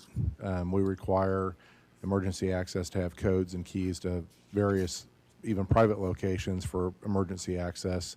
They're very accustomed to this and do this every day. Nothing All right. changes. Okay. Okay, With those comments, I'll Go ahead, you have the floor. continue.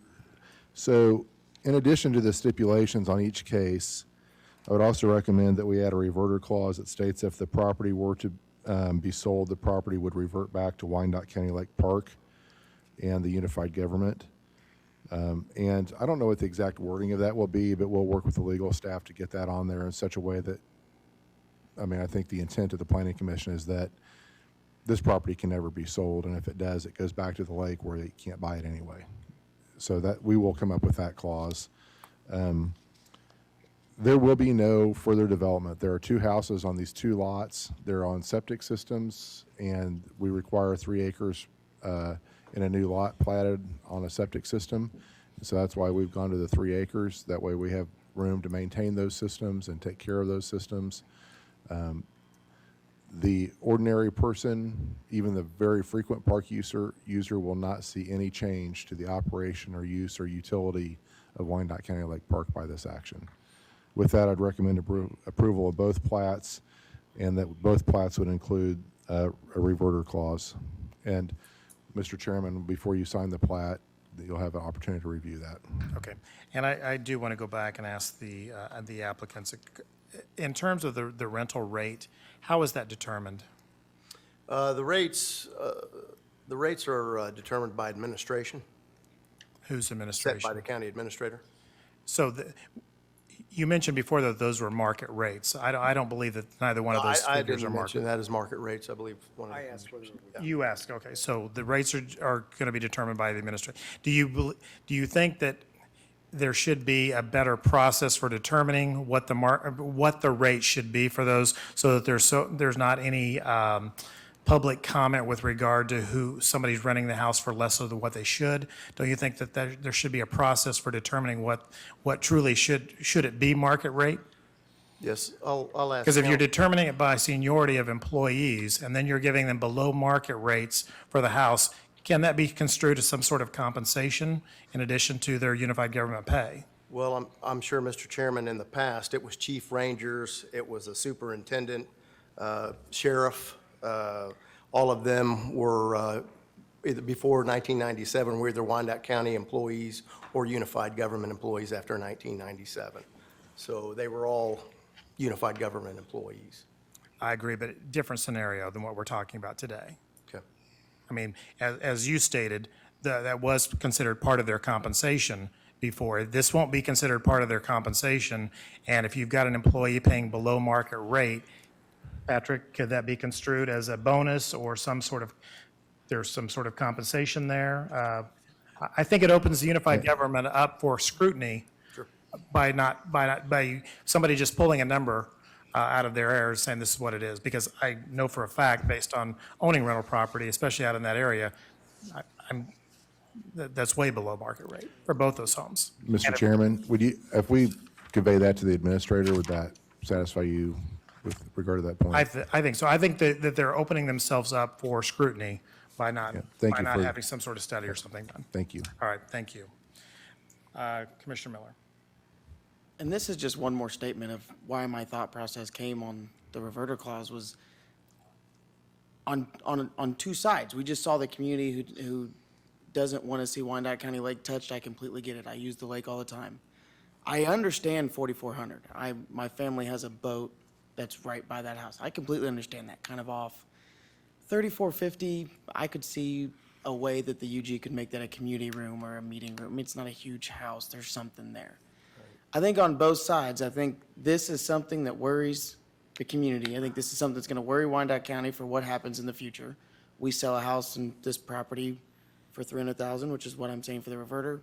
Let's sell a cove next or whatever. And I'm not saying that's going to happen, but it's the thought process of the community. I mean, we just had a gentleman bring up subdivisions and subdivisions, you know.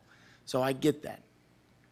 On the flip side, I don't know that I understand why the UG wants to now move into the process of being landlords, because this is what we're running down on this slippery slope as what Chairman Carson's saying of the values and the market rates and, oh, so-and-so. I'm just envisioning a Kansas City Star article, so-and-so lives there for $750 a month and it's really $1,300.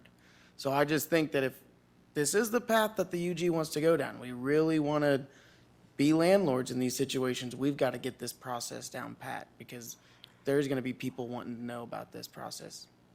Easy. Because of the high profile. Yeah. Okay, I'll entertain a motion. I think we need two motions. Yes, I'm Yes. sorry, I entertain a motion, So- 3450 East Drive.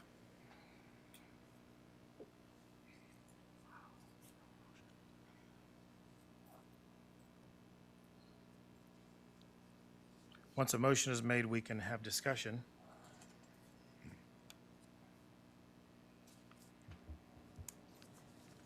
Motion to approve, subject to staff stipulation. This will be on 3450 East On Drive. 3450 East Drive. Motion made by Commissioner Polly. Is there a second? Does that contain the reversion? And if it does, then I'll second. Yes, that's part of my recommendation. Okay, motion made to approve petition for 3450 East Drive, subject to the additional staff stipulations, made by Commissioner Polly, seconded by Commissioner Miller. Discussion. I do have a discussion. I think I am concerned with us turning this into a rental property in the lake. I could see us doing a whole lot better things with the park, whether it's putting campgrounds, whether it's putting other activities in the park, and let's leave it as a park. That's just my personal opinion. And, you know, I'd recommend we move for a denial on this personally, but that's just my personal opinion on this. Well, I do hear what you're saying, but these are historic homes, and so it doesn't, what you're saying doesn't address what you do with historic homes that need to generate some sort of revenue to get maintenance done. So I hear what you're saying, and I appreciate it, but surely there's got to be a way that you can tick all the boxes. I agree. I think there is things you can be, but putting it into a rental property, to put a homeowner into it, is not the right way, I don't think, to generate revenue, because you're talking two properties, and that's it. Whereas there is a whole lot more. I mean, if you just sit down and people are sitting looking over what we can do in our parks to make them generate more income. But if historic houses just sit empty, then problems can, problems with roads, problems can creep up. So it would be one way to at least have the property, eyes on the property Yeah. on a regular Which we have rangers. That's the thing. We can continue using the park the way it was intended to be used by putting rangers and staff of the sheriff's department can actually stay there Well, all I day. assume the homes were intended to be used when they were built by somebody. Commissioner Serta. I apologize for not really probably recommending this earlier. I just kind of lost the thought. You know, I asked the question about whether the revenue stream would be directed for that use.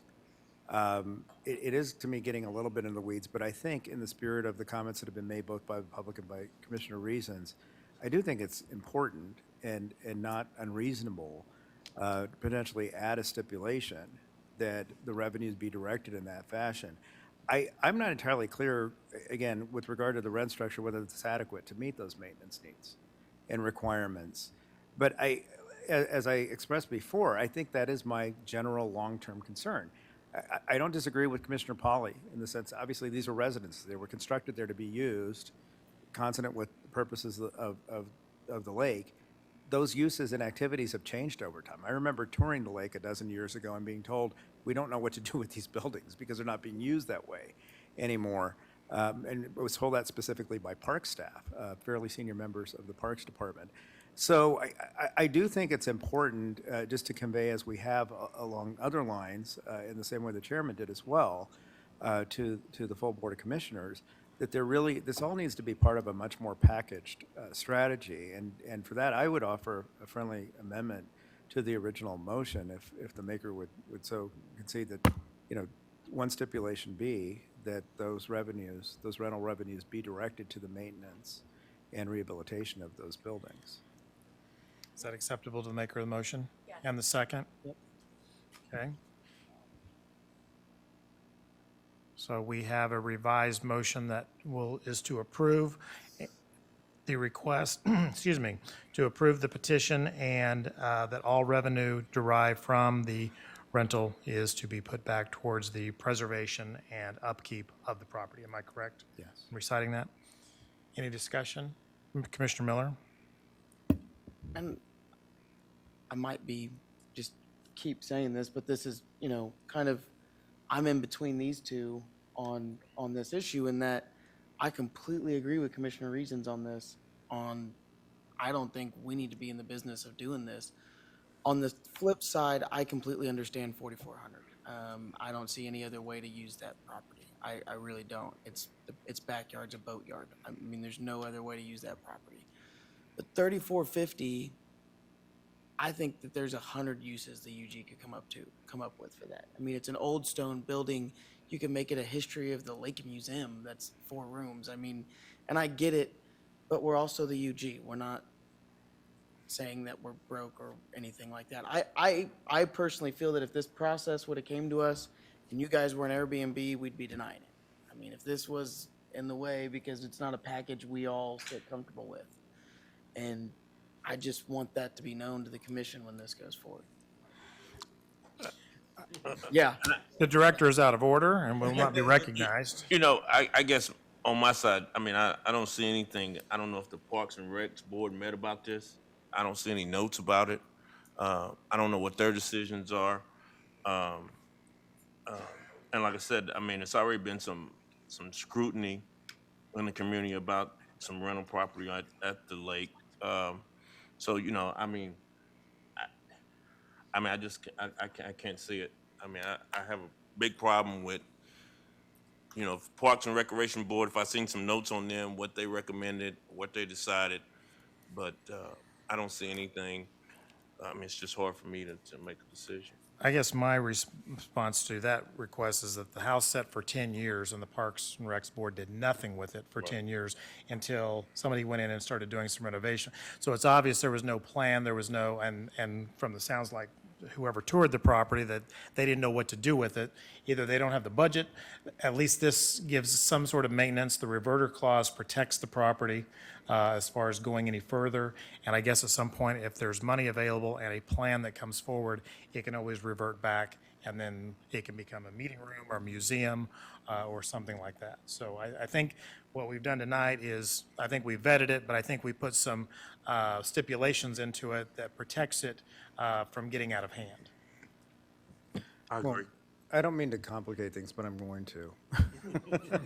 And it's because of what I'm hearing from the other members of this body. It's not unusual in circumstances like this, particularly upon further contemplation, that you hear members of this body, express misgivings or concerns. It doesn't seem like our first impulse is always necessarily to deny something. But we certainly haven't hesitated in other cases, as we did earlier tonight, hold something over so that these details can be further worked out before we do formally consider it. And the more I hear, the various concerns expressed, I'm beginning to lean more in that direction, that maybe this really is not fully at a level yet where we're all comfortable enough with it. Well, the motion is for approval, but if we want to consider a holdover, I guess what I would want to have, if the motion fails for approval, that if there's going to be a holdover, what do we want to see in 30 to 60 days come back? If it's a plan, I don't think there's going to be a plan that can be put together in 60 days on what to do with these homes. But that's up to you all. And I agree with that, but also we just listened to 6 different community members who live around the lake and they don't know what's happening. And I get the 250 feet notice. We run into this problem all the time. We ran into it last month with the gas station. Obviously, they're not within 250 feet, but the lake is a huge place. So, if their property's backing up, I feel like these guys deserve some answers too. Well, my only concern here is if we make things hard enough, they might decide to let the buildings just sit again for another 15 years. Which is why I seconded the motion. Yeah. Well, but to the chairman's point, they've been sitting. I mean, that's not going to change anything. I don't know that waiting 60 days is fundamentally going to change. No, and that's not what I meant. I just meant if we make this process onerous enough, they might just decide to just let the property sit again, which is not the worst thing that could happen, but. I don't think I've heard anything here tonight that's about making the process more onerous. I think there's been concerns, mentioned by the public and members of this body that are largely about, what I would consider very reasonable questions about what the intent is here, being transparent, being very clear, and making sure that everything is very well considered before this goes forward. Something new? Yes. Commissioner Miller. Well, and I guess one reason why I seconded the motion for approval was the idea that we've got, 2 weeks before the commission meeting? And if we're this body who's not elected is asking these questions, then the elected commissioners, in my opinion, should be.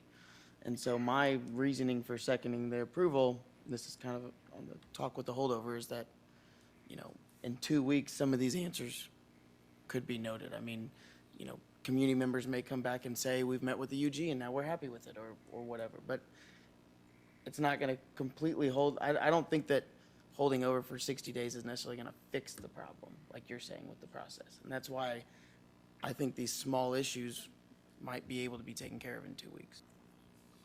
I'm not understanding what you're talking about in clarifying something in 2 weeks. In 2 weeks, whether denial or pass as it goes, and I'm saying if it's presented in this way and these guys have the same questions, and the commissioners are going to be more apt to deny before we are, because they're elected officials who get voted on by the community. okay. Just a clarification on how the plat process works, that I think is important to that discussion. So this is the body that approves the plat. The governing body approves the dedications on the plat. So you are the approving body.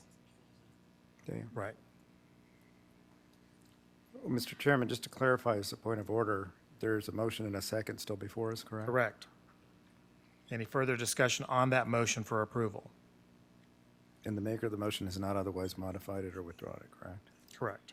Okay. Okay, I'm going to call for a vote on the motion for approval. Conley? Nay. Miller? No. Pauly? Aye. Reasons? No. Serta? No. I'm sorry? No. Mr. Chairman, that motion fails. Okay. Is there another motion to deal with the plat? Motion to hold over for 60 days. Which case? In, You could do both of them in one motion. I'm sorry? You can do both of them in one motion to hold over. You want to hold over both? I would like to hold over both Wait, 3450. I could be clear, but, I mean, didn't we just vote not to approve We voted not to- 3450? We voted not to approve. We didn't vote to deny it either. We didn't approve a motion to, well, But can we consider a motion to hold over an item that's been denied? yeah, you're right. The motion to approve was denied. We've had cases where we had several motions to approve and added and And subtracted they failed, okay. stipulations, yes. Okay. So a motion to hold over for 60 days made by Pauly. And what would you like to see done in the 60 days, Commissioner Pauly? Clarification and a meeting between the stakeholders and the UG to discuss concerns. Point of order, Mr. Chairman. Were we taking them one at a time, or is that for both? This is for both. This is for 3450 East and 4400 West. Motion to hold over for 60 days for both properties. Further for clarification, a meeting of That's January 13th. January 13th. Could we also have some information from the? That motion hasn't been seconded yet, so let's get a second. Let's have some discussion. Okay. Second. All right, go. I was wanting to know if in that holdover for 60 days, if we can get some information from the Park and Recs Department. Because, I'd like to, we're hearing from the government, but we're not hearing anything from the Park and Recs. What do they think about this and what's their opinions? I'd like to know a little bit more about that myself as well. I have that in my notes. There we go. Any further discussion on holdover for both of these items? Seeing none, roll call. Okay, I want to make sure I have the motion correct, because it's a little vague. Motion is to hold over till January 13th on Right, both, I got that. both But it's properties. For clarification, a neighborhood meeting, and information from the park board. Neighborhood meeting, I don't know, that's a vague. Well, someone said to meet with the stakeholders. Well, that's no less Maybe specific to than provide a what we public typically do. information session so that people can learn more about Provide what's- community feedback. Thank you. Yes, to provide some community feedback.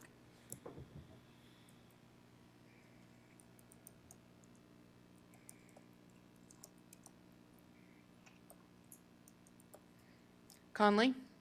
Aye. Miller? Aye. Pauly? Reasons? Aye. Serta. Aye. That motion passes 5 in favor and none opposed. All right, thank you. Thank you, gentlemen. Mr. Chairman, we've got a report left, and then we have that change of zone application. I don't know if the applicant's ever.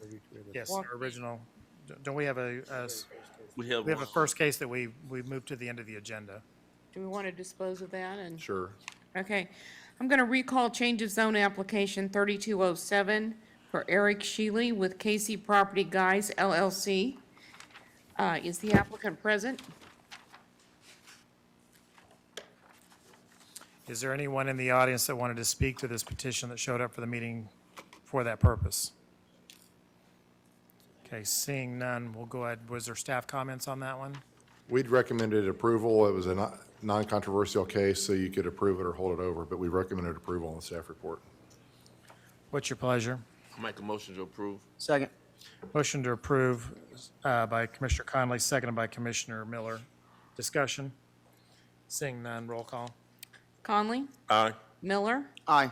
Pauly? Aye. Reasons? Serta. Aye. Mr. Chairman, that motion to recommend approval passes 5 in favor and none opposed. Thank you. Mr. Chairman, the Public Works Department, as you know, does the bulk of the work on the CMIP process involving the community and others. And over the last couple of years, they and others have identified potential changes to make that process better. In the end, you guys get a packet of paper a few days before and vote on it so it can go into the Board of Commissioners. But Rob and Jeff are here tonight to talk to you about a new process that we would like to use and get your comment. Thank you. Good evening. Thank you for sharing a little bit of your time tonight. We'll try to be sensitive to your time. It's already running late. So we're going to quickly highlight the presentation. I believe you have everything in the packet to sort of frame the initiative. Do we get your name just for the record? Sorry, Jeff Fisher. Yeah, Public okay, Works just want to Director. make sure. Yep. I have Rob Anderson, who's our asset manager. He's going to quickly highlight that for you, and then we'll have time at the end for discussion and Q&A. Thank you. Thanks, Jeff, and thank you for your time. Just to be appreciative of this evening, we'll just kind of give the abbreviated version of this. Any additional information you need should be provided in the packet that you receive. And we look forward to hearing comment and having you fill out the survey that was attached. We would appreciate having that by Friday, or at your earliest convenience, please. So in outlining some of the needs for the CMIP process to be improved, we understand that, yeah, you get this information shorthand, it's a little kind of last minute, and we'd like to add like an additional layer of information to help you understand how we've selected projects. So real quick, we'll cover the benefits, suggested policy changes, and the criteria descriptions. And then we hope to have an open discussion if you've read in advance of this meeting that material. Just to run through some of the benefits, we'd we'd really appreciate having a chance to get objective and targeted approach to the CMIP project selection, improving the transparency of the project selection. And this process would complement the priority-based budgeting process that's already a part of the UG's review of budget, and deliberate and strategic approach to infrastructure grants. Greater certainty within the 5-year CMIP, which has a multitude of benefits, one of which most directly is project coordination between internal and external stakeholders. So if we have a clear picture of what we're going to be doing, we can align with other agencies that operate in the same space. Think BPU and other utility operators. And also within ourselves, and coordinate that operation with maintenance activities. I am not going to read this. Thank you. Just real quick to cover the stuff that's important in this. The main points here that we'd really like to use a weighted matrix criteria, which is the information we're requesting from you in your information packet. And we've also added some additional capital criteria to the existing capital criteria. So outlined in the policy currently is what is in black and not underlined. The addition is underlined and in red. That should be in your information packet. There's no way you're going to be able to read that. Just to quickly go through the reason why we want to add some of these other criterion is because we think there are data points that we can use to help quantify why we would select some projects and how we rank projects that could pose value to the community. So one of those that is already in the policy is return on investment.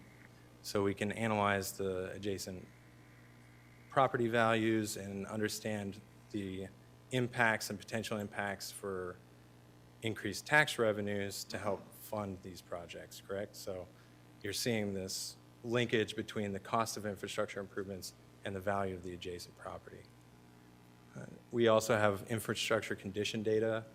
On the right, just for perspective, is the condition of the road network. So we can take infrastructure condition and we can weight that and prioritize our projects based on that and how well a project fits within that, addressing the concerns of that particular infrastructure condition. Additionally, we have information regarding average daily traffic, injury accident data, vehicle ownership, heat maps, so we can prioritize different projects based on this metric. Also, I maintain a data set of population down to the address, so we can understand how many people will live adjacent to particular projects and how many at varying distances to help score what percentage of the population would be impacted by a particular project. Just quick note, we're using mapping and a different data technology to inform and coordinate our activities already. But using this information, we can align the CMIP with that. And of course, probably of most interest to this body would be including master plans and community sites. So how well does a project align with a particular master plan, or how well does it address concerns around a community site? To do this, we need input from you. So based on these metrics, how would you take 100% and distribute it across these types of criterion? Also input on what criterion might be missing or what you think perhaps is irrelevant. I'd like to think that we've come up with a pretty decent list. If you have questions, comments, or concerns, I'd like discussion. And if you think we missed something, we'd like to know that too. Just a quick detail question. So are these weighted, or are you anticipating that they're all equivalent, or they're not necessarily at any kind of rank priority? That's what we're the here- survey's going to do. Exactly. Okay, So we gotcha. want your input on how to weight these Gotcha. types of metrics. So in your packet, there are two memos. The last page of both of the memos, at least the last page of the one from October 16th, and then October 25th, it's on the next, it's on page 5. Well, it's in your electronic packet. So it was provided as part of your email. So if you would fill out, just weight those, so, there's, 10 categories, and give them what you think are the most important weightings and get that back to me. That way, we can provide that to Public Works, and they'll use that in trying to help nail down how they would do that analysis. We've had the same discussion with Public Works Standing Committee in the last few weeks, so they provided their weights as well, and we'll average those. Is some of this, I went to a land use meeting that the mayor had a couple of weeks ago. Is some of these slides look kind of almost even familiar. Is some of this coming out of meetings that were held about the same type of thing? It just shows UG's capabilities. Rob works in this space a lot, and the initiatives that the mayor also is he's using the same data points, using the same data sources, and Okay. same type of exhibits. Because there was really good information at that meeting, and Yes. there were a lot of things that really kind of clicked and made sense. So you need this done by the end of the week from us, correct? And You'd like it done by the end of the week. That'd be preferred. If you need more time, take it. If you need more information, feel free to reach out to me. I make myself readily available. And you're also wanting input. Is there anything else that should be added to that list? Correct. Okay. And do you want that input tonight, or is that, does anybody have anything that they wanted to see added to the list of criterion? No? Well, I do have a question about sustainability or anything like that. It could be included perhaps, or impact on environment. Those are obviously not the same. What was the first one you said? I saw sustainability, impact on environment. Yeah. And then where does Commissioner Pet Projects rank in there? I mean, I see lots of really good information there, but then I also know personalities that sit up here when we're not sitting up here, and is that factored into anything? Well, actually, it was maybe a couple of months ago in a Public Works Standing Committee or a special session, there was at least one commissioner that expressed concern with their lack of engagement in the CMIP process, and so we had already made plans to go through this. I think my deputy was here earlier in the year and mentioned this was coming up. So I don't know about pet projects. I don't know of any in the current CMIP. I don't know what was like in the past, but this is, again, this initiative is to improve the transparency, improve the engagement with the Planning and Zoning Commission, improve the engagement with the commission, the elected body. Oh, I agree, and I think that list is representative of that. I just wondered if there's other behind-the-scenes factors that go into it as well. I haven't had much experience with that here at UG. That's good. I do have just one question, which is I'm trying to think about how I would work through this exercise, and I'm actually thinking about it a little bit differently with regard to different types of infrastructure. Okay. I'm wondering if we ought to try to tease that out or not. I mean, it could overcomplicate it very easily, but And I think in the memo we explained, just to make sure everybody does recognize, we're talking about road projects, parks, and buildings, not wastewater, not stormwater, because we kind of have clearly lined out paths for those things. no, I understand. But by, for example, just to clarify, for roads, are you including sidewalks with roads, or is that not even subject? Well, so like Leavenworth Road or Miriam, where we built road capacity and then added walkability, certainly we're considering those things, sure. If there's multiple objectives with a project like that, absolutely. Okay. But it would be variable depending on the project. Right. So, That's yeah. case. Okay. And I can't remember if we explained in the memo, just so you know the timeline of things. We'll take your input. We've got standing committee's input. We're going to have a staff committee We will average those weights. We'll use those weights to score the long list of projects, because there's a lot of them. We will report back to full commission at a special session in December. Get some feedback, see what they like, what they don't like, and then make whatever adjustments to the system, and then we could report back to you in maybe January and have a final CMIP to recommend to commission January or February. That's kind of the timeline we're on. And then every year after, and it'll probably take us 2 or 3 years really to get into a rhythm with this system. But we'll start earlier in 2020 and be well ahead of this date next year with these discussions. But our input, I mean, obviously is for right now, but then we won't see anything else again until you have a final plan, correct?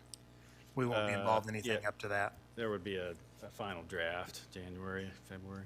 Okay. And then, like I said, every year after, we'll engage you much earlier. And we can let you know the date of the standing committee if you want to attend or Okay. watch, All right, so there is that possibility. or the special session, yes. Okay, thank you. Any other comments or questions or? No. So we just have homework. A little bit. We All right. appreciate it. Anything else? Anything else you need to present, gentlemen? All right. Thank you. Thank you. Rob, is there anything else that we need to discuss? Okay, seeing none, this meeting will stand adjourned.